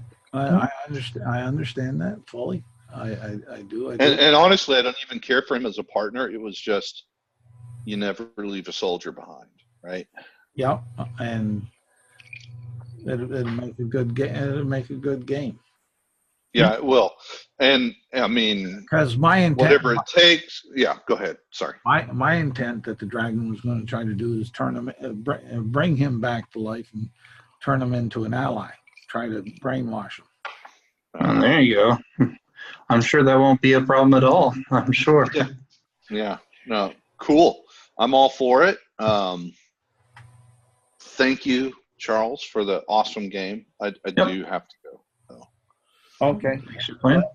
Let's see here. I'll start. What? How much XP do we get for today? On this one, because it was really just the two of you, and with that 3 XP.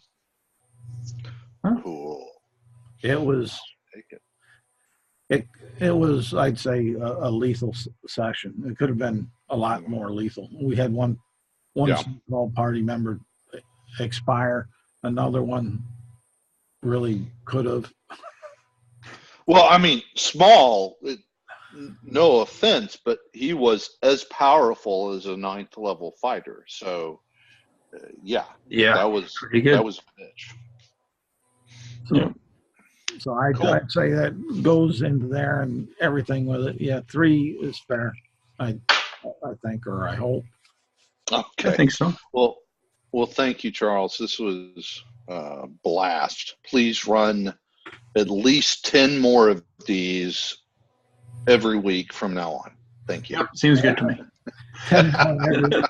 I can't do 10 No. every week. No, but I really appreciate it. I don't get to play nearly as much as I want to, and that's no one's fault but my own. And Yeah. I appreciate it. Well, I'm trying to pick up games a lot for the new members that joined and the members that have low level characters or haven't even played in a game. So Soon I'll be putting some more pickup games out there as well. Yeah, I'd like to see you finish the one that you started. Crap. That's right. Yeah. So I'll be putting some stuff out as well. All right, I'm going to stop recording this